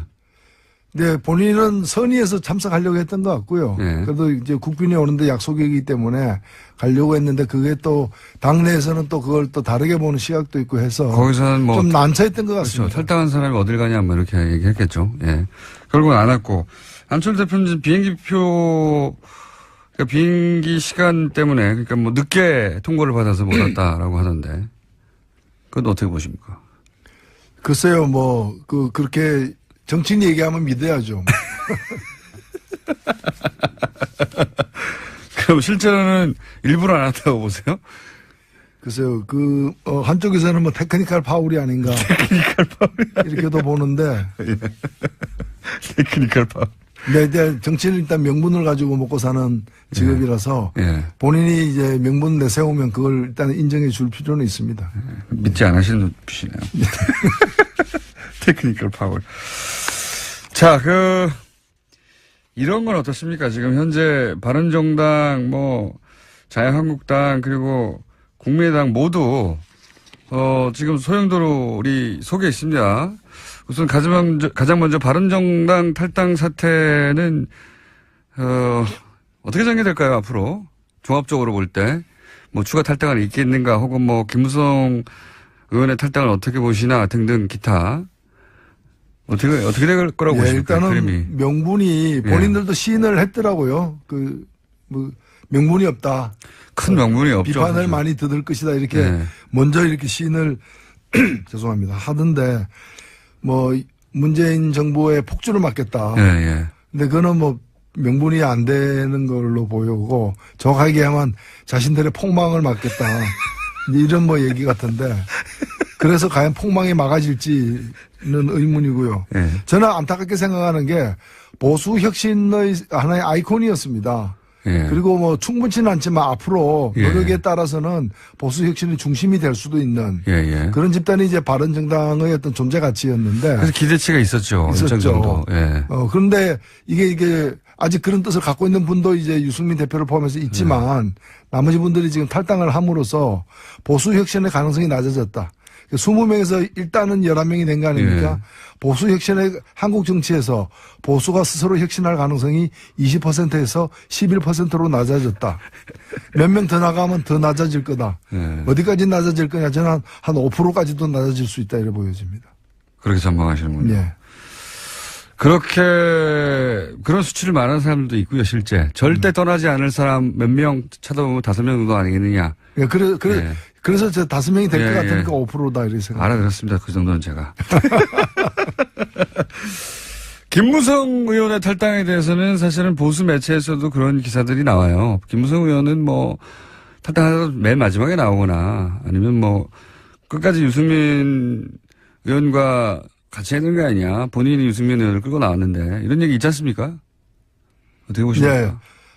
본인이 직접 몇 차례 얘기한 것은 이제 명분은 없다. 그러나 지역에서 이렇게 지방선거에서 살아남아야 되는 그런 분들의 뜻이 일단은 가서 살자라는 것이고 그걸 거절하기 힘들다 이런 얘기 같습니다. 근데 이제 저는 이제 김무성 의원이 결국 유승민 의원을 마지막까지 남아있던 유승민 의원을 끌고 나온 당사자니까 적어도 유승민 의원에 대해서는 본인이 그랬던 사람으로서 최소한의 정치적 도의를 지켜서 같이 갔어야 되는 거 아니냐 이거죠. 다른 사람 8명을 보내더라도. 그게 물론 그렇게 이제 볼 수도 있는데 유승민 의원을 안 보는 거죠.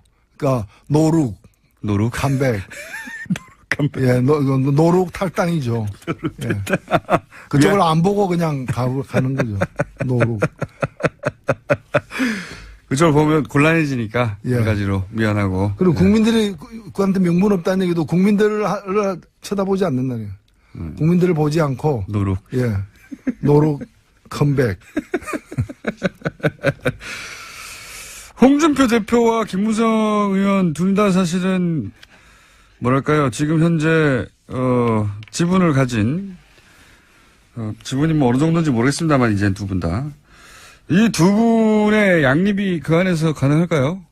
일단은 뭐 친박 그 변수가 있는 한 네. 친박하고 같이 맞서야 된다는 점에서 당내 친박이 다 청산된 게 아니기 때문에 그 긴장이 앞으로도 계속될 것이고요. 뭐 그런 점에서는 또 같은 그 이렇게 이해관계 당분간은 예, 이해관계도 있는 거죠. 갈등 관계도 있고 이해관계 다 있는데 이제 같이 양립할 측면도 있다는 거죠.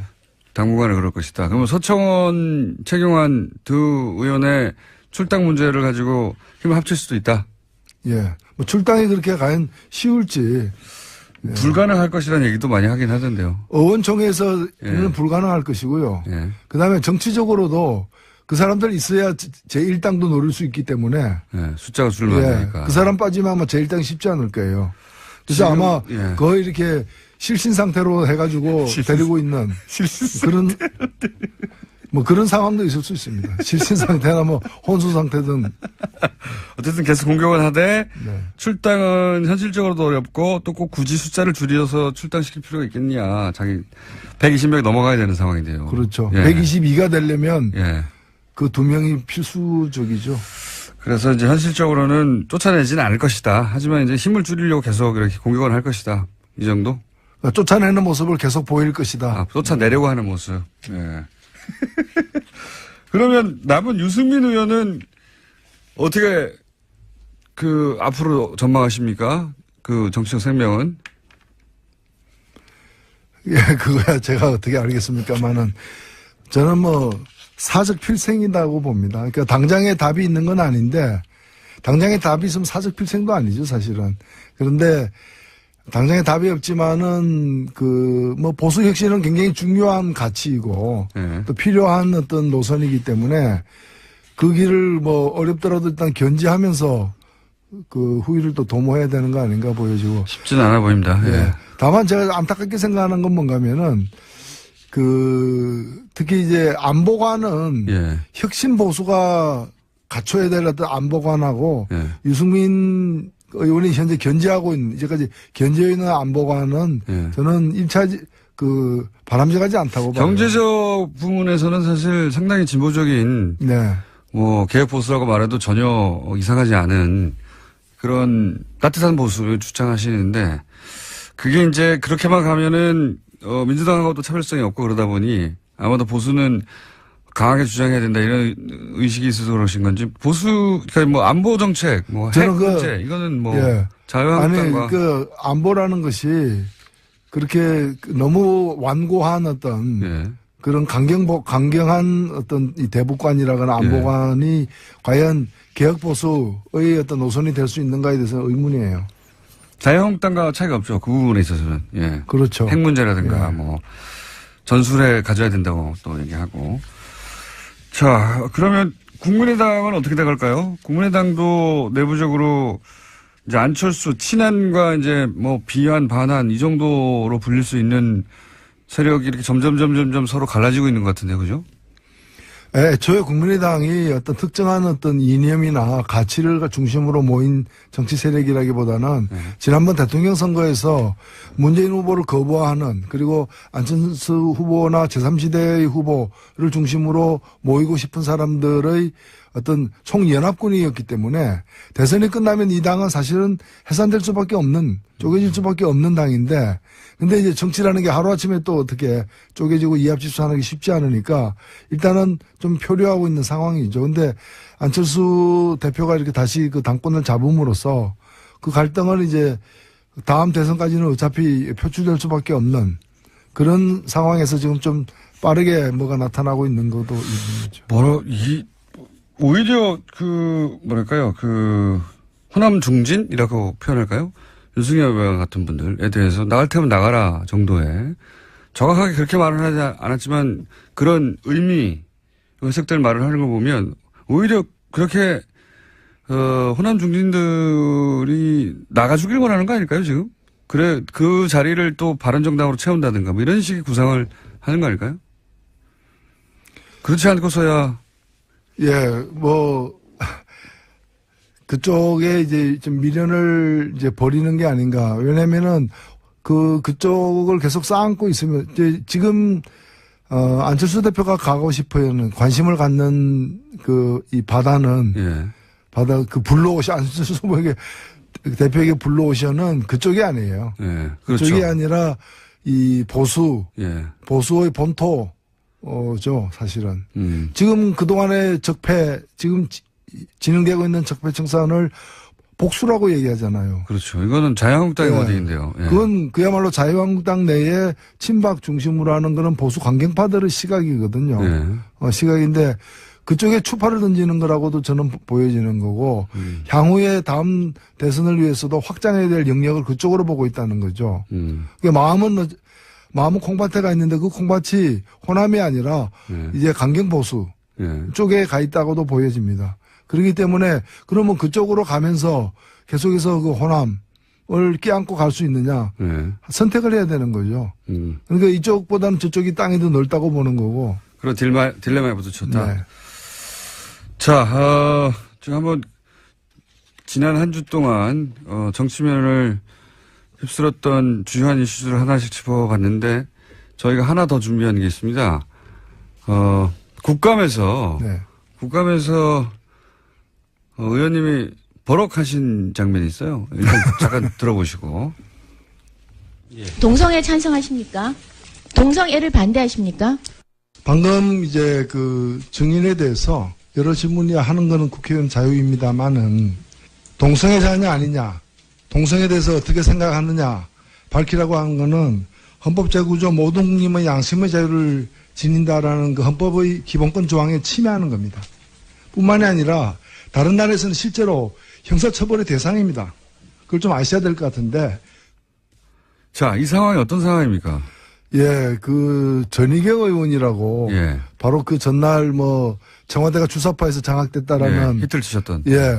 그런 이제 얘기를 해가지고 이분이 이제 그 다음날 이렇게 사보임 됐어요. 그러니까 교체가 됐어요. 예. 아마 그 발언에 파문을 갖다가 좀 걱정해서인지 빠졌는데 그리고 새롭게 들어온 분이 이제 김정재 의원이었죠. 근데 이분이 동성애에 대해서 좀 지나칠 정도로 동성애 정책에 대해서 자기 의견을 얘기할 수는 있는데 당사자 국가인권위원장에게 동성애 찬성하냐 반대하냐 그리고 동성애 자를 갖다가 어떻게 생각하냐 이걸 갖다 계속해서 반복적으로 강압적으로 이렇게 물어가지고 제가 그 자체가 인권 유린이다.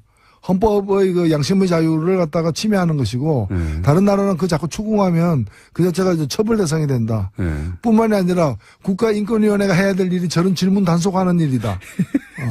그러라고 국가인권위가 있는 거다. 실제로 저기 차별금지 조항에도 그렇죠. 어긋나는 것이거든요. 그래서 그런 지적을 했었죠. 자, 질의 과정에서 이제 문제 제기를 하고 컷을 하신 분이, 노회찬 의원이었습니다. 그래서 저희가 한번 들려드렸고. 그런 일이, 국회에서도 이런 일이 계속 돌아가고 있습니다. 잘 안 알려져서 그렇지. 안 알려져서 그렇지. 여기에 나와서만 발언하시는 게 아니에요? 예. 잘 안 알려지더라고요. 국감에서 벌어지는 일들이 요즘은. 아유, 국감에서도 얘기를 많이 했습니다. 네. 많이 했는데, 보도가 좀 덜 돼. 여기는 보도가 잘 되는 편인데. 그래서 뉴스 공장에서만 얘기하는 거 아니냐 그러는데, 얘기는 계속 많이 하는데, 보도가 이제 덜 되는. 말 나온 김에 마지막으로 한 가지만 더 보자면, 자유한국당 전희경 의원이 이제 청와대가 운동권과 주사파에서 장악됐다, 이런 얘기 했지 않습니까? 그 대목은 어떻게 평가하십니까? 저는 그게 그렇게 생각한다면은 그분은 빨리 망명을 해야 되는데, 그렇잖아요. 그리고 아니면 투쟁을 해야죠. 자유민주주의 회복을 위해서. 근데 청와대가 어떻게 주사파에 의해서 장악됐다고 생각하면서 편안하게 밥도 먹고 잠도 자는지 저는 이해가 안 가요. 주사파에서 장악됐다는 것은 준 북한이 됐다는 얘기거든요. 아, 그렇죠. 예, 그런 의미거든요. 예. 그러니까 그 정권 하에서 어떻게 그렇게 활보를 하고 있느냐, 평안하게. 예. 요즘 사실 한 30대까지는 주사파가 뭔지도 모릅니다. 이게 언제적 단어인지 모르겠는데, 예. 그래서 비서실장이 이제 좀 발끈했죠. 그렇죠. 예. 주사파라는 의미는 과거 군사정권에서 학생운동하는 사람들을 이제 김일성의 지령을 따른 사람이다. 그래서 전두환 정권 때 당신은 뭐 했느냐. 예. 뭐 했는지 모르겠지만. 그렇게 이런 되묻는 거죠. 예, 지적을 했었죠. 그 시절에 만들어진 이제 용어거든요. 예. 김일성의 지령을 따르는 사람들, 이런 의미입니다. 이게 말하자면. 그렇다고 이제 공격을 하니까 발끈할 수밖에 없는 거고, 거기에 대해서 의원님은, 그럼 큰일 나는데 우리나라 망명해야지 어떻게 했냐고. 예. 고급스러운 디스였습니다. 자, 한 가지만 더, 시간 다 됐는데, 어제 이정미 대표가 나와서 그런 얘기 하시더라고요. 평상시에 노회찬 원내대표가 정말 말이 많은데, 요즘은 노루가점에 가서 터뜨리려고 평소에 말을 아낀다고. 그러고 싶은데 그게 안 되네요. 화요일 날 저녁에 JTBC 불러좀 거기 가서 또 얘기하니까. 꼭 화요일 날 부르시더라고. 저 오늘 여기까지 하겠습니다. 지금까지 정의당 노회찬 대표였습니다. 감사합니다. 네, 고맙습니다.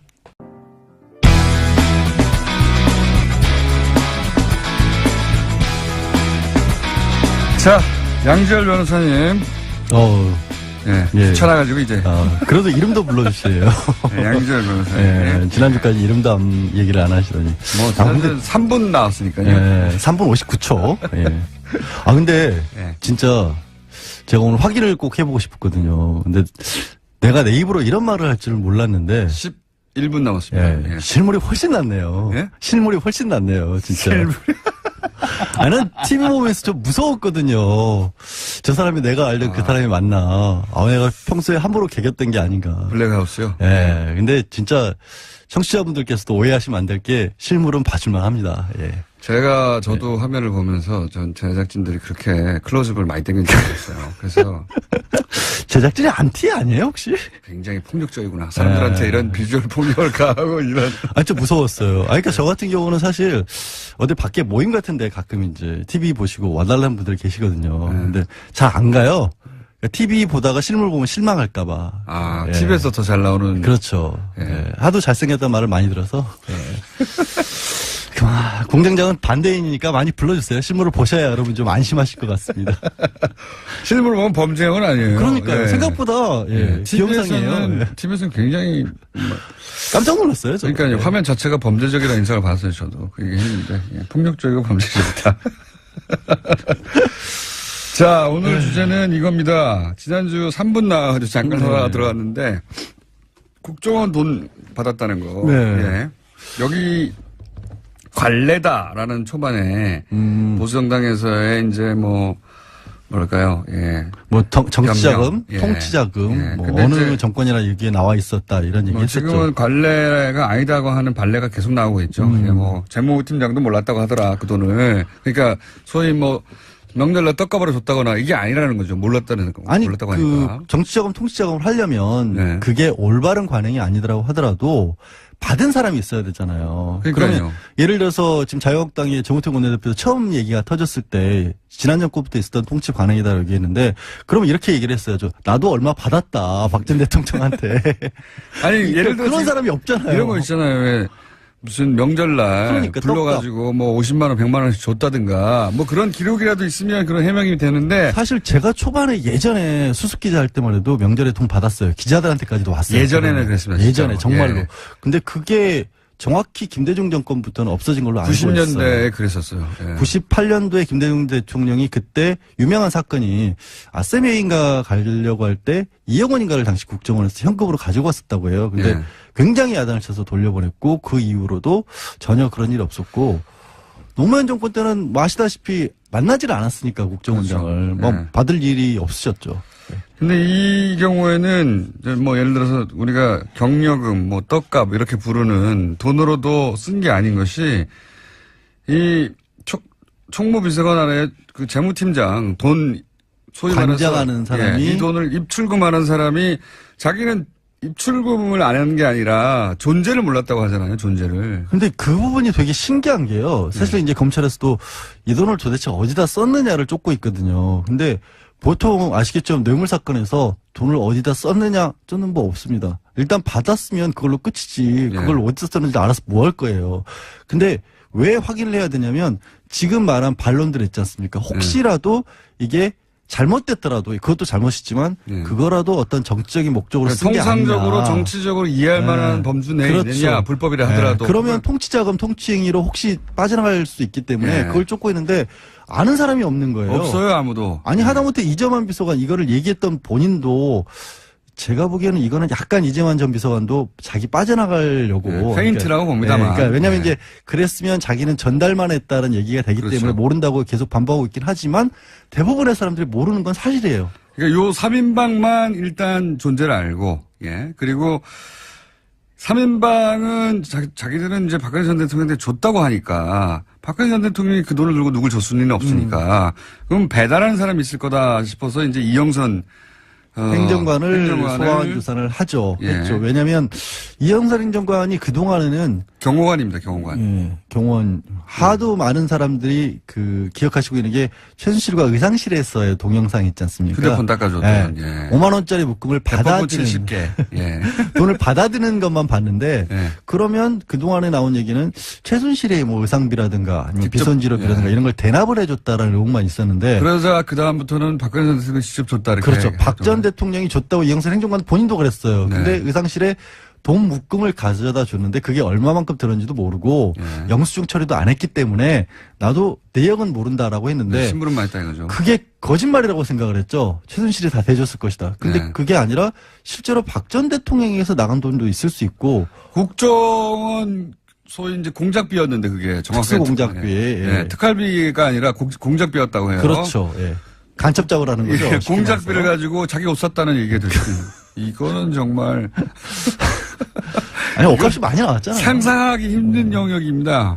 저희가 국정농단 얘기하면서 뭐 여러 가지 이렇게까지 했나 싶은 이야기들이 사실 있었는데 그 특수공작비가 비용이 개별적으로 따지면 그렇게 높게 측정이 안 돼요. 그러니까 지금 이제 접경지대 연변이나 이런 데서 이른바 생계형 스파이들이 좀 있거든요. 오랫동안 거기 이제 있는 사업하고 이런 분들이기 때문에 북한도 많이 드나들고 하기 때문에 이쪽 일 받고 뭐 때로는 뭐 대한민국 일도 봐주고 때로는 북한 일도 봐주기도 하고 정보도 팔고 이런 분들이기 때문에 거기 들어가는 돈이 정말 몇백만 원 단위인데 그 돈을 싹 갈무리를 해서 40억을 가져온 거예요. 갈무리를 해서 쓰신 거죠. 40억을 가져와서 뭐에 썼나 지금 다 밝혀지진 않는데 다 썼으니까 없어졌겠죠. 아니요, 그럼 남아있다는 얘기도 있어요. 그래서 이제 지금 내곡동으로 자택 옮긴 거.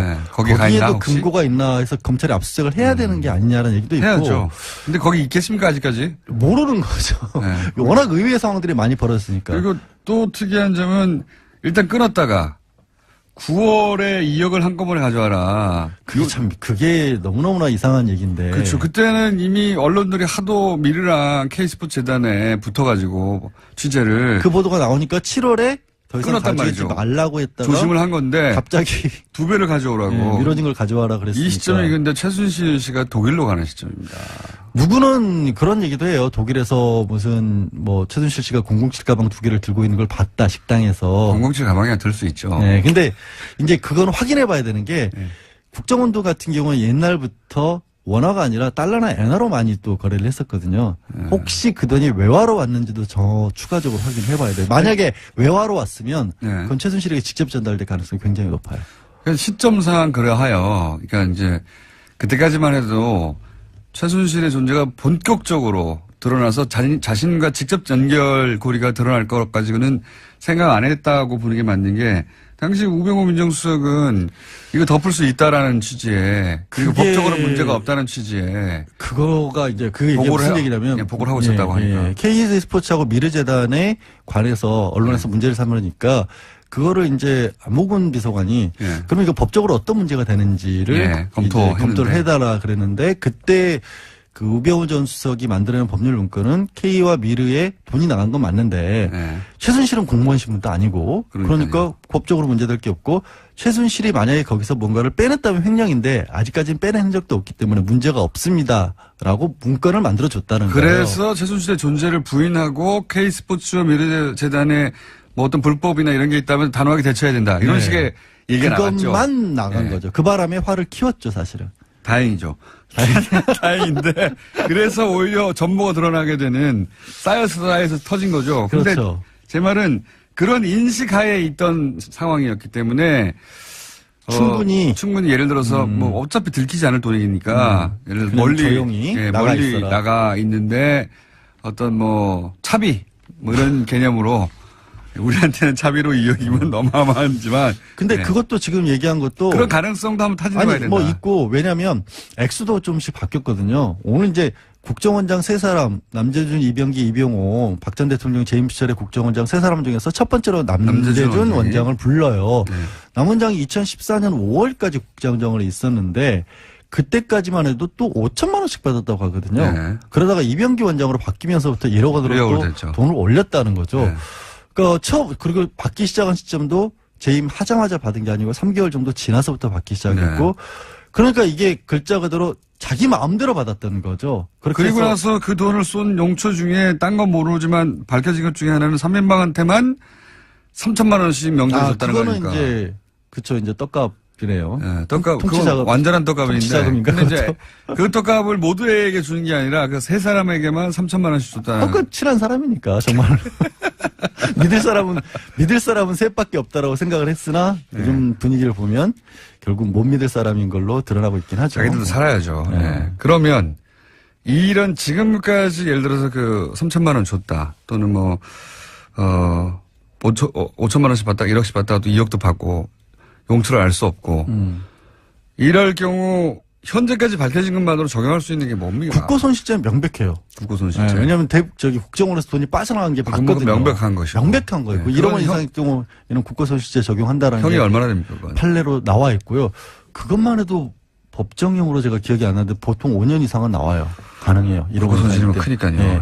40억이면 뭐. 이건 뭐 어마어마한 돈이죠. 횡령죄 같은 경우에도 최근 경제사문 7, 8년까지 나오거든요. 근데 그것보다도 더 큰 돈이기 때문에 그것만 해도 확실하고 또 그 돈이 뇌물이 아니라고 할지라도 많이들 얘기하잖아요. 뇌물죄가 걸리면 뭐 끝장이고요. 이건 본인은 한 푼도 부정한 돈을 받은 적이 없다라고 했잖아요. 네. 근데 국정원 돈 그렇게 받아갔다는 게 나왔기 때문에 그 부분에 있어서는 더 이상 변명의 여지가 없어진 거죠. 그러면 이 3인방에게 적용되는 혐의는 3인방이 이게 좀 애매해요. 네. 그래서 아까도 이제 본인들은 어디서 썼는지도 모른다고 하는데 그렇죠. 본인들은 배달만 했다라고 네, 하고 전달만. 있고 근데 검찰에서는 뇌물수수 공범으로 보는 이유가 3인방도 문고리였기 때문에 이들을 통하지 않고는 국정원도 부탁도 못했을 것이다. 그러니까 대통령이 가지고 있었던 막강한 인사권이라든가 권한의 일부를 공유하는 관계였다.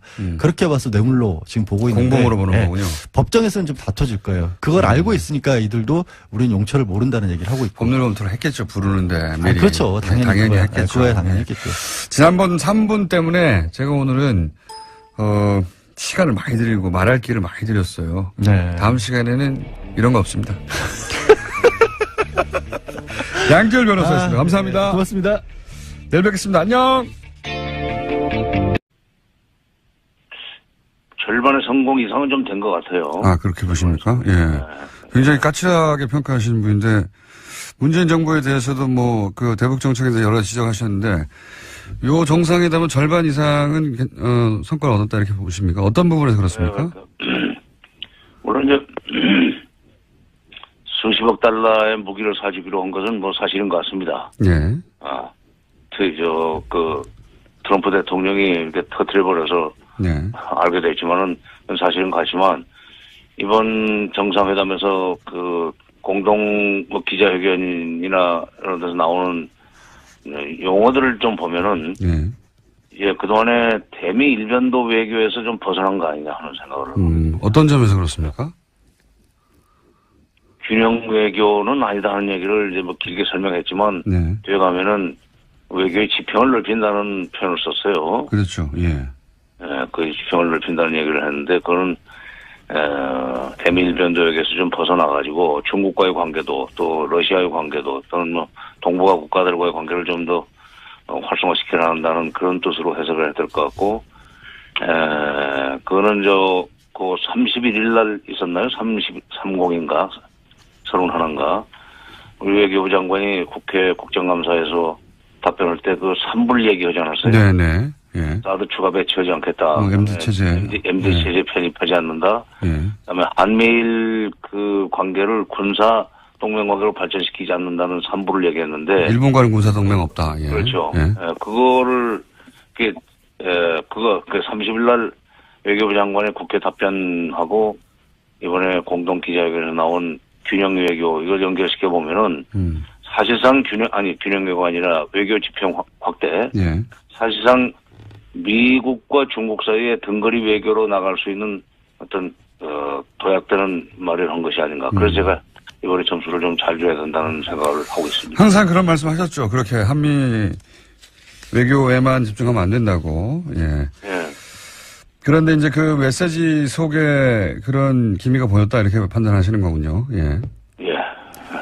그 대통령의 메시지는 미리 준비된 거니까, 예. 그렇게 준비됐다면 아마, 그런 외교 정책 방향이 그렇게 수립된 걸로 보인다 이렇게 평가하시는 것 같고. 연결해서 생각해 보면, 오늘인가요? 내일인가요? 문 대통령이 바로 동남아로 떠나지 않습니까? 예, 베트남에서 열리는 국제회의 때문에. 예. 동남아 3국, 인도네시아하고 간다고 하는데, 그것도 연결해서 생각해 볼 수 있는 얘기입니까? 그러니까 외교 지평을 확대하겠다 하는 것도? 그쪽은 그게 안보와 관련해서는 크게 직접 관련되는 건 없고, 이제 경제 쪽으로는 의미가 있죠. 그렇군요. 저는 의미가 있죠. 자, 이건 어떻습니까? 이제 무기 수입은 사실 우리가 항상 해오긴 해왔는데, 예.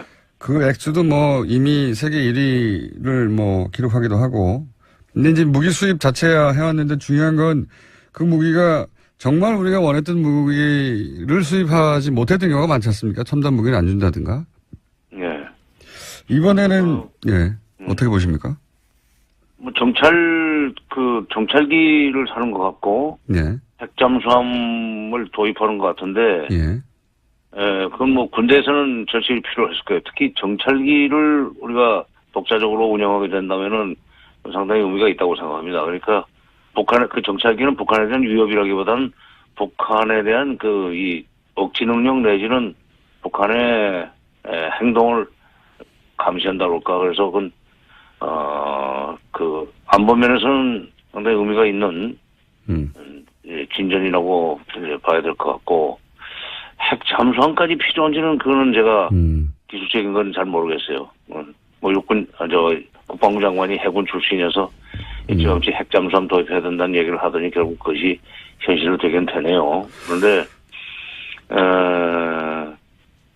중요한 것은 지금 그런 걸 사주는 대신 트럼프가 북한을 상대로 해서 험악한 말을 쏟아내지 않고, 예. 두 번째는 장비는 많이 있다. 그러나 이것을 쓸 일이 없어야 된다는 얘기를 하면서 외교적인 해법을 좀 모색하고 있는 것처럼 오늘 띄웠어요. 예, 발언을 여러 가지 그렇게 했습니다. 움직임이 있다. 지금 뭐라고 얘기할 수는 없지만 여러 가지 움직임이 있는데, 그거 좀 두고 보자 하는 얘기를 했는데, 그거는 괜찮은 얘기 같아요. 미국 언론도 그런 반응인데, 이제 트럼프가 톤다운을 하고, 외교적으로 문제를 풀어야 한다는 식의 메시지를 내긴 냈으니까요. 네. 거꾸로 이제 장관님 걱정하셨던 거는 거꾸로 여기 와서 더 강성 발언을 쏟아낼까봐 일본을 거치고 와서 그런 걱정을 하셨는데, 다행히 아직까지는 없습니다. 국회에서는 뭐라고 할지 모르겠는데. 네, 그러니까 제가 그동안에, 이런 기회가 있을 때마다 얘기했던 거는 험악한 말을 쏟아낸 건 그만큼 공포 분위기를 조성해서 무기를 좀 팔려고 하는 거다 하는 분석을 하지 않았어요? 네. 일본에서도 무기를 많이 사줬습니다. 예. 그렇기 때문에 일본 총리가 대북 압박과 제재를 강화해야 된다는 얘기를 할 때 거기에 화답을 하지 않고 전략적인 끝냈다 하는 동문서답을 했어요. 네네. 그거부터가 지금 우리한테는 좋은 신호였죠. 걱정했는데 오히려 좋은 신호가 일본에서 나왔고, 그 연장선상에서 미국 간에 물밑 접촉이 있다는 것을 사실상 시인하고 움직임을 좀 지켜보자 하는 얘기를 하고, 그다음에 이제 무기를 팔았다. 네. 무기를 사주니까 그런 얘기까지 했는지 모르지만 어쨌든 선후 관계는 좀 다시 또 살펴봐야 되겠으나, 그러나 물밑 접촉이 곧 미국 간의 대화로 은밀했던 이런 해석이 나왔다. 자, 다음 뉴스는 뭡니까? 네, 어제 검찰이 전병헌 청와대 정무수석이 협회장을 지낸 한국e스포츠협회 사무실을 압수수색했습니다. 관련해서 검찰은 전 수석의 국회의원 시절 보좌진이었던 윤모 전 비서관 등 3명을 협회 자금을 횡령한 혐의 등으로 체포했는데요. 전 수석은 이번 사건과 관련해서 어떠한 불법 행위에도 관여한 바가 없다면서 참으로 어처구니 없는 심정이다라고 주장했습니다. 자, 저희 방송에도 출연하셨던 분인데, 예. 수사 결과가 나와 봐야 이제 전 수석의 연루는 나올 것 같고, 이런 수사는 그런데 오히려 야당을 긴장시킵니다, 원래. 예. 현 정권의 정무수석까지 수사한다 하면 이게 현 정부에 타격을 줄 것 같은데, 물론 수석이 직접 연루됐다면 타격을 줍니다. 근데 이제 이런 뉴스 자체는 야당을 매우 긴장시키는 기사죠, 사실은. 자, 다음 뉴스는요? 예, 안철수 국민의당 대표가 당내에서 자신을 향해 나오는 비판과 책임론에 대해서 모든 투덜거리면 답할 필요가 없다라고 밝혔는데요. 예, 관련해서 어제 뉴스공장에서도 유성엽 의원이 나왔었는데 여러 가지 자신의 입장을 밝혔습니다. 어제 만찬에 초대됐던 정당의 대표들 중에 2분이 못 갔죠? 예. 네, 주호영 원내대표랑요, 또 안철수 국민의당 대표가 각각 무슨 이유였죠? 하나는 예, 안철수 대표 같은 경우에는 지금 외국에 있었고요. 안철수 대표는 일정 통보를 늦게 받았다, 뭐 그런 얘기했던 것 같아요, 그죠? 네. 예. 안철수 대표는 그리고 이제 도착하자마자 수도권 3중 방어망 뭐 이런 얘기 했죠. 그래서 제가 아마 이스라엘 아이언돔을 의미하는 것 같은데, 저 국제 분쟁에 관심이 많아서 이 아이언돔에 대해서는 좀 알거든요. 그래서 이제 그럼 아이언돔 알아보러 갔나 보다 하고 일정을 찾아봤더니 에어로스페이스 인더스트리 회사를 갔어요. 예. 여기는 아이언돔 개발사가 아닙니다. 아이언돔을 라파엘이라는 회사에서 개발했고요. 예, 에어로스페이스는 입찰 경쟁에서 라파엘에서 졌어요. 예. 개발하는 라파엘이 했다는 걸 좀 알려드리고요. 그리고 아이언돔 자체가 사실은 가자지구 하마스가 쏘는 단가가 몇십만 원짜리 집에서 조잡하게 만든 로켓을 상대하는 거거든요. 예, 탄도탄 상대하는 게 아니고 우리한테 안 맞습니다. 그리고 그 조잡한 로켓도 아이언돔이 제대로 방어를 못했다고 이스라엘 내에서 양심선언 같은 거 많았어요. 모티 셰퍼 뭐 이런 과학자가 라파엘에 근무하던 과학자거든요. 작동 안 한다고. 예. 미국 MIT 유명한 포스터 교수도 아이언돔 작동 안 한다고 비판했었죠. 예. 저희랑 인터뷰 한번 했었는데 포스터 교수 한번 인터뷰해야겠네요. 아이언돔 작동하는가. 여하간 두 양반이 못 갔다. 예, 예. 그런 경우가 그렇게 뭐 많지 않거든요. 정당의 대표가 미국 대통령 정도 방문하면 만찬에 거의 100% 참석하는데 2분이나 못 갔어요. 예, 특이한 경우입니다. 자, 다음 뉴스는요. 네, 지난해 미국 대선 당시 트럼프 캠프와 러시아 간 내통 의혹을 수사하고 있는 로버트 뮬러 특검이요. 이번에 최소 9명 정도를 집중적으로 조사하고 있다고 워싱턴 포스트가 보도했습니다. 여기에는 도널드 트럼프 주니어, 또 사위인 제널드 큐시너 백악관 선임 고문 같은 사람들의 이름이 올라가 있습니다. 이거는 트럼프 대통령을 굉장히 긴장시킬 것 같습니다. 왜냐하면 여기 큰아들하고 첫 번째 사위가 연루됐잖아요. 예. 두 사람 다 지금, 청와대가 아니죠. 백악관에서 굉장히 중요한 역할을 맡고 있고, 게다가, 또 포함된 사람이 트럼프 그룹, 자기 회사죠. 그렇죠. 최측근이라고 할 수 있는 사람들입니다. 트럼프 그룹의 부회장이었던 변호사 있거든요. 마이클 코온, 예. 그거 어떻게 딱딱 말해줍니까? 예. 하여튼 자기 측근 인사들이 이제 대거 포함돼요. 여기서 가족들이나 부회장이 또 연루된 걸로 나오면 이건 이제 전국이 어떻게 될지 모릅니다. 이거 최순실 게이트가 그랬듯이 주변부로부터 다가오는 건데 미국 특검 안 봐주거든요. 예. 어떻게 될지 그런 뉴스도 나왔습니다. 자. 오늘 여기까지 해야 되겠습니다. 시사인의 김은지였습니다. 감사합니다.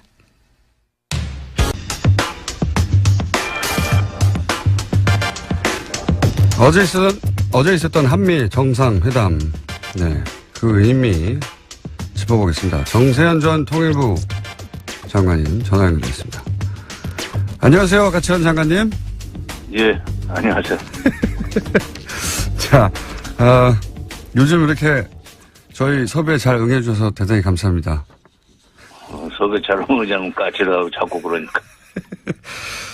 자, 한미 정상회담에 대해서 걱정을 많이 하셨었어요. 예, 트럼프가 워낙 노련한 장사꾼이라, 예.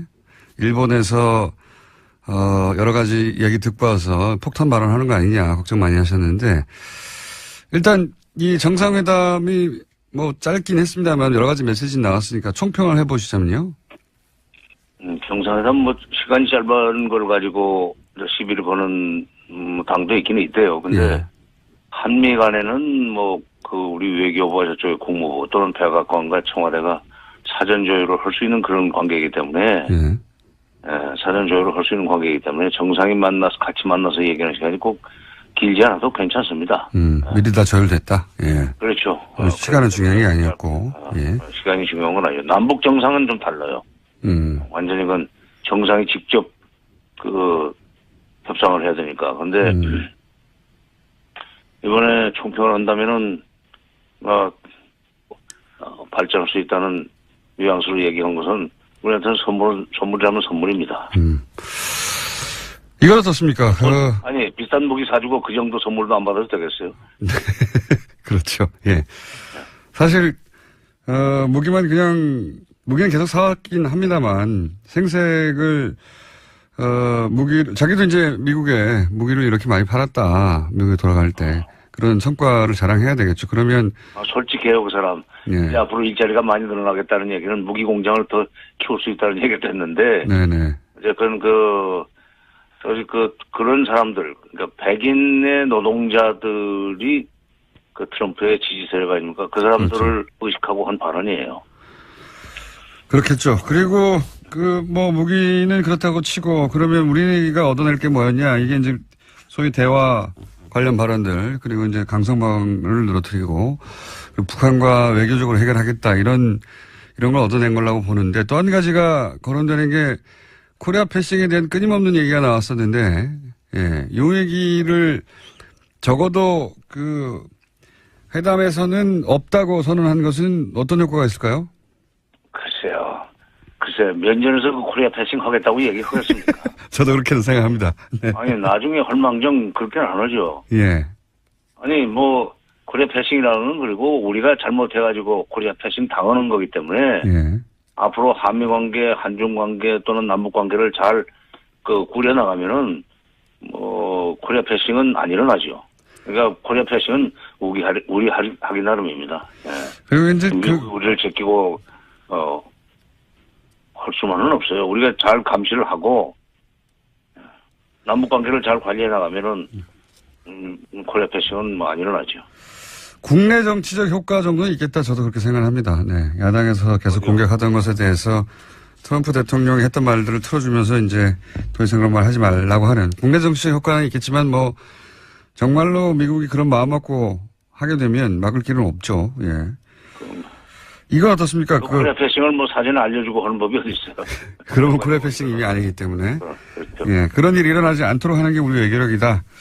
예. 이건 어떻습니까? 탄도 중량 제한. 이건 예전부터 우리 정권이, 우리 정부가 원해왔던 거 아닙니까? 보수지 가릴 것 없이.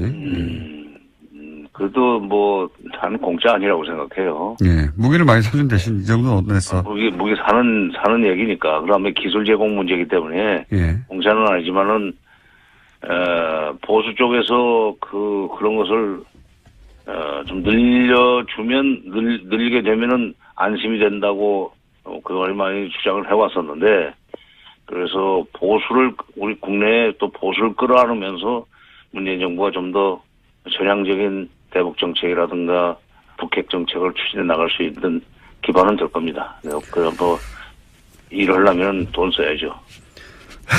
돈 들어가는 거예요, 그것도. 예. 일하려면 돈 써야죠. 아주 간단하게. 정리해 주셨는데. 예. 아니, 자식을 키우려면은, 예. 쓸 돈 안 쓸 돈 다 쓰면서 키우는 거 아니에요. 그러니까 나라를 운영하려면은, 더구나 외교하려면, 쓸 돈 안 쓸 돈 써가면서, 한 걸음씩 앞으로 나가는 건데, 그렇게 탄도 중량 늘리는 것도 무기 구매 또는 기술 지원 차원에서 이해를 해야 되는 거고, 그렇게 해가면서 외교에서 조금 독자성이라고 그럴까, 대미 의존성을 탈피할 수 있다면, 장사로 치면 남는 장사죠. 손해는 안 봤어요. 손해는 안 보셨다고 중평을 하시는 거군요. 예. 예. 나도 이제 존말 해줘야지. 너무 박하게 하니까 섭섭하다고 그래서 안 돼요. 아니, 그건 일부러 그런 건 아니고, 이번은 잘했어요. 예. 알겠습니다. 장관님이 잘했다고 하시니까 평소에 쓴소리 많이 하시다가, 이번 정상회담은 나쁘지 않았나 봅니다. 마지막으로 한 가지만 더 여쭤보면, 지금 이제 북한과 우리 정부도 비공식 접촉이 있었다고 하고, 지금 미국도 접촉이 있다고 얘기하고 있는데, 이 물꼬가 언제쯤 트일까요? 어떻게 보십니까? 그동안 오랜 경험으로 보실 때. 그래서 이제 미중 정상회담까지 지켜보고 나서 전망을 해야 되겠지만, 예. 아마도 이 평창 올림픽 문제를 가지고 남북이 좀 만나야 될 거예요. 평창. 예. 그러면 2월이지만 그 사전 준비하려면 얼마 시간이 없습니다. 네네.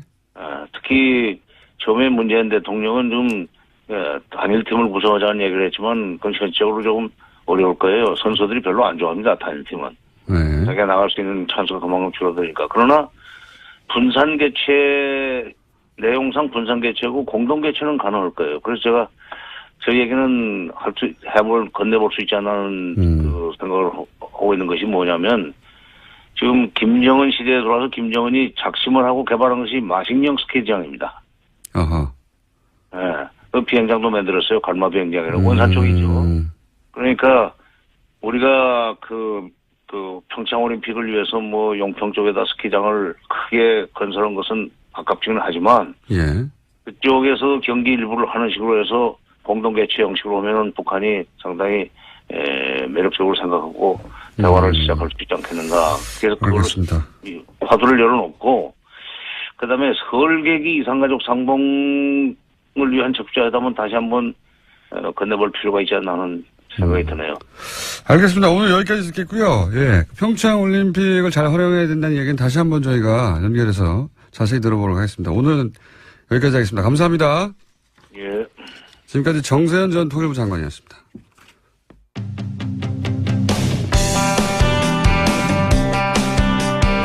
바른정당 소속 의원을 썼을 거 아닙니까? 예, 골프 그렇죠. 모자에다가 이제 쓰고 나서 둘이 각자 모자에 사인을 하는데, 트럼프는 모자 챙 한가운데. 너무 크게 썼죠. 한가운데 자기 이름을 크게 써버리는 거예요. 그러면 앞에는 쓸 데가 없잖아요. 옆에 기퉁에 조그맣게 쓰는 거예요. 사진 봤는데 정말 웃깁니다. 기사 제목 자체가 트럼프의 충실한 조수 역할을 하고 있다. 로얄 사이드킥, 그렇게 표현을 했고요. 하여튼 기사 자체를 보면, 이거 너무, 이 기사 보면 일본인들은 정말 아베 정부를 규탄할 것 같다 싶은데, 예, 그런 마음이 일본에서 안 나오고 있습니다. 하여튼, 접대해봐야 소용없다. 트럼프는, 예. 그냥 실무적이고, 제대로 격식만 갖춰져서 대접하면 된다. 예. 정확하게 필요한 거 계산해서 주고받는다. 이런 겁니다. 예. 하여튼, 관련해서 미국 언론에서도 트럼프가 한국에 가서는 톤다운 했다며 이런 얘기가 나오죠. 예, 물론 오늘까지 일정이 있기 때문에 아직은 봐야 되겠지만요. 이제까지의 말폭탄을 터뜨렸던 전례에 비하면 어제 한미 정상회담 결과에 대해서는 미국 언론도 트럼프가 매우 자제했다라는 평가 내놓고 있습니다. 오늘 국회 연설만 넘어가면 폭탄은 터뜨리지 않고 갈 것 같아요. 개인적으로 관련 뉴스가 많은데 이 정도 하죠. 중요한 건 이 정도인 것 같은데, 개인적으로 흥미로웠던 장면 두 가지는, 하나는 친박단체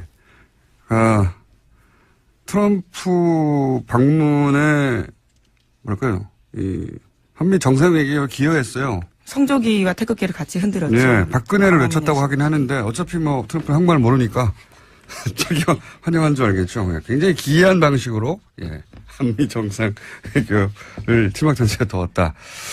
두 번째 제가 흥미로웠던 장면은, 기사를 보다가 왜 박효진 씨의 야생화인가, 이거 궁금하지 않으셨어요? 이 환영 만찬에 불렀던 노래죠. 그래서 제가 기사를 찾아봤더니 어려운 상황에서 양국 관계를 아름답게 발전시키자. 그런 의미를 담았다는 거예요. 이게 무슨 소린가. 개뿔. 이런 생각이 들어서 제가 청와대 관계자한테 연락해가지고 이게 무슨 소리냐, 왜냐. 그랬더니 바쁘다고. 딸랑 얘기한 게 가사를 음미하면 알 수 있다는 거예요. 그래서. 음미를 해봐야 되고. 북핵과 한미 외교가 걸린 중요한 가사거든요. 그래서 제가 가사를 음미하고, 잠시 저희 해석을 제가. 이게 첫 가사가 이거예요. 하얗게 피어난 오름꽃 하나가. 오름꽃 하나가 달가운 바람에 얼굴을 내밀어. 무슨 뜻인 것 같습니까? 제가 이렇게 쭉 음미를 하다 보니까 한 몇십 번 들었거든요. 예. 아, 그렇게까지 공을 들여서. 왜냐하면 이게 중요한 노래라고 하니까 가사를 음미하면. 하얗게 백인입니다. 트럼프예요. 그러니까 개인적인 다 해석이신 거잖아요. 그렇죠? 예. 예, 작사가는 전혀 의도하지 않았던. 그런 거는 예. 물어볼 시간이 없었고요. 예. 그분은 어제 공연했기 때문에. 예. 하얗게 백인 트럼프. 예. 피어난 얼음꽃, 피어난 버짐입니다. 겨울에 하얗게 핀 버짐. 낮은 지질 북핵 문제, 피부 트러블이 생긴 거죠. 그 다음에 이제 달이 뭡니까? 문재인 대통령 아닙니까? 별명? 예. 의문의 여지가 없죠, 가운. 의사들이 입는 옷이죠, 가운. 너무 심하신 것 같은데요, 지금. 거기에 그렇게. 그래서 문재인 대통령이 가운을 입자 버짐 치료를 해서 얼굴을 내밀어. 예. 정확한 해석이라고 보고요. 다음, 그래서 쭉 하다가, 또 있네. 청와대 관계자가 당황할 것 같습니다. 이렇게 해석하시고. 한 줄기 햇살에 몸을 녹이다. 그렇게 너는 또 한번 내게 온다. 예. 햇살, 이거 햇볕 정책이죠? 작사가가 전혀 동의하지 않은 해석이라고 여러 차례 말씀드려야 될 것 햇볕 정책 같은데요. 때문에 문재인에게 온다. 이런 얘기고요. 그리고 뭐, 사랑에 피고, 타버리는 불꽃, 뭐, 이런 거. 타버리는 불꽃. 이건 뭐, 문자 그대로입니다. Fire and Fury. 네, 화염과 불꽃에 대해서 이야기했습니다. 꺼지는 거죠. Fire and Fury가 여기 와가지고. 예. 나머지 가사 또 여러 가지가 있는데, 각자 해보시고요. 예. 굉장히 좀 어려운 대목이 하나 나와요. 요거만 제가 서비스 하나만 더 하면은, 메말라가는, 둘이 잘했어요. 메말라가는 온몸이 타들어가고, 이게 좀 어려웠어요, 제가. 뭐냐면은, 발사체 입장을 표현한 겁니다, 발사체. 우리가 이제 탄도 중량 무제한으로 합의를 했잖아요. 그동안에 사거리가 짧아가지고, 예, 발사체들이 도달하지 못하고, 목적지에 꺼져버린 발사체의 애환, 이런 으로 표현한 거죠. 예. 김어준 공장장이 지극히 주관적인 가사 해석이라고 보여야 되겠죠. 저는 이 노래를 듣고 미사일 중량 해제를 예상했습니다. 여러분도 각자 해보시고, 예. 가사가 중요하다고 하니까요. 아니, 가사가 중요하다는데 아무도 해설을 안 해줘가지고, 심심해가지고 한번 해봤습니다. 여러분도 각자 버전을 저희한테 보내주시면 소개해드리겠습니다. 자, 다음 뉴스는 뭐 있습니까? 네, TV조선이 계속해서 이건희 삼성전자 회장의 건강이 호전되었다라는 보도를 하고 있는데요. 네. 혼자 휠체어에 앉아있는 모습 등을 내보냈습니다. 이에 대해서 삼성 서울병원 쪽에서도 건강 상태가 호전된 것은 사실이다라고 밝혔다라고 하는데요. 인지 능력이 서서히 회복 중이라고 주장하고 있습니다. 이게, 의식불명이 되게 3년이 됐죠. 예. 간간히 이런 뉴스가 나왔어요, 간간히. 예. 그냥 앞모습이 안 나옵니다. 예. 이 해석을 듣고 나서, 야, 술 취한 거 아닙니까? 뭐 이런 문자가 많네요. 예. 야생화에 대한 해석이라는. 여러분도 해보세요. 저한테 뭐라고 하지 마시고. 청와대 관계자가 그랬어요. 가사를 음미하라고. 예.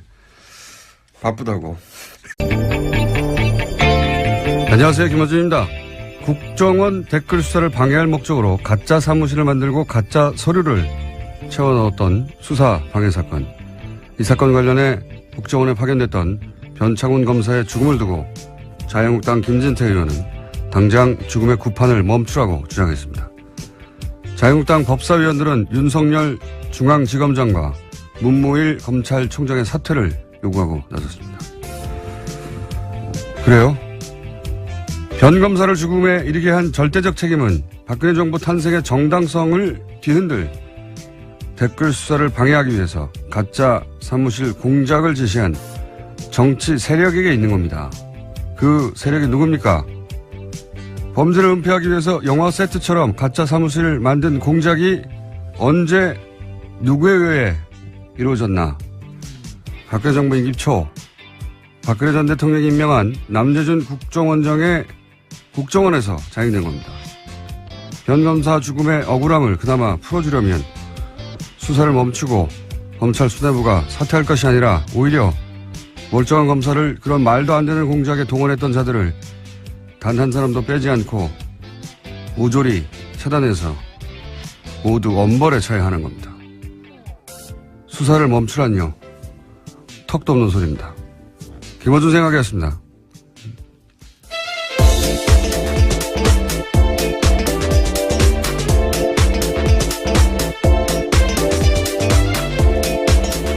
시사인의 김은지입니다.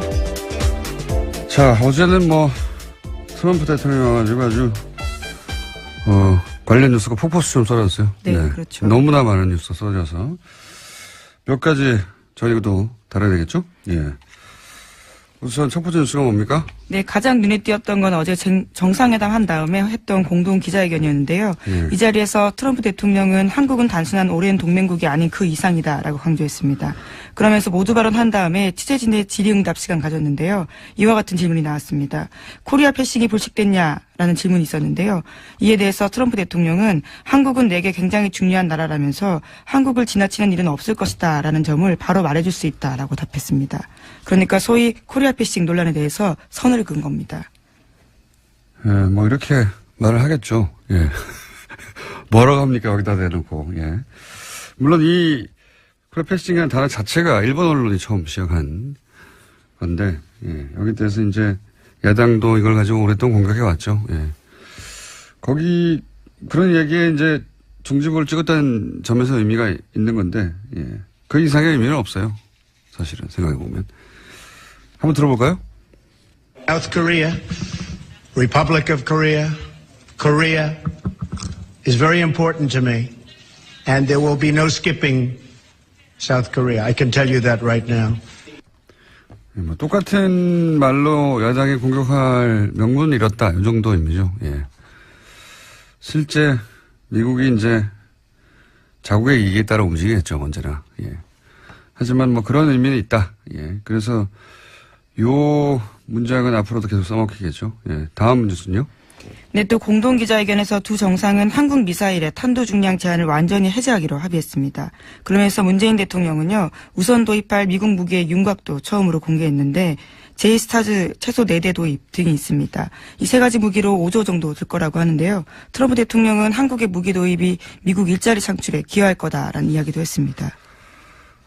탄도 중량은 풀고 무기는 사고 어차피 무기는 우리나라가 미국에서 전 세계에서 가장 많이 사왔어요. 어차피 사왔는데 중요한 거는 이제 얼마나 최신의 기술 무기를 도입하느냐 이거겠죠. 예.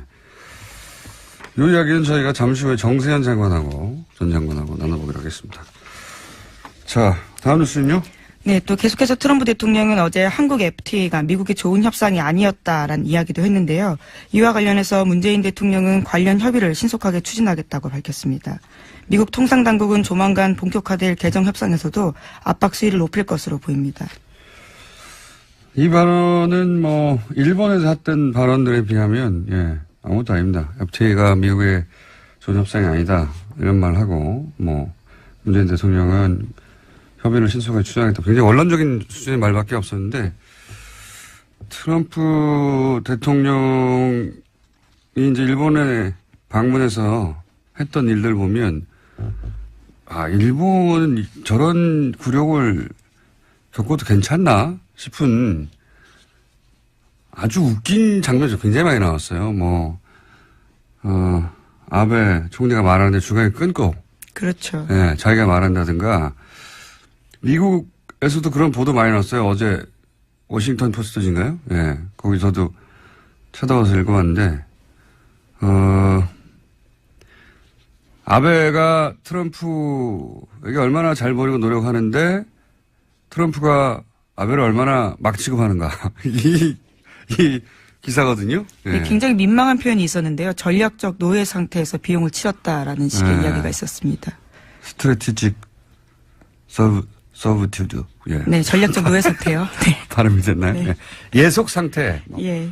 고급 단행이긴 한데 결국 맞아요. 딸랑이다. 이런 얘기거든요. 예. 예. 충실한 조수 역할을 했다. 이런 식의 평가들이 아주 많았습니다. 그런 예를 드는 걸로 기사 가득 찼어요. 읽어보면 뭐 예를 들어서 아베는 미일 간 정상회담에서 역대 가장 가까운 사이다 이런 식으로 표현하면 트럼프는 거기에 보조를 맞춰줄 생각이 없는 것처럼 부른다. 뭐 예를 들어서 굉장히 많은 예가 있는데 재밌는 예 중에 하나가 골프를 같이 쳤잖아요. 예. 골프에서도 웃긴 장면 나왔었는데 골프를 같이 쳤는데 모자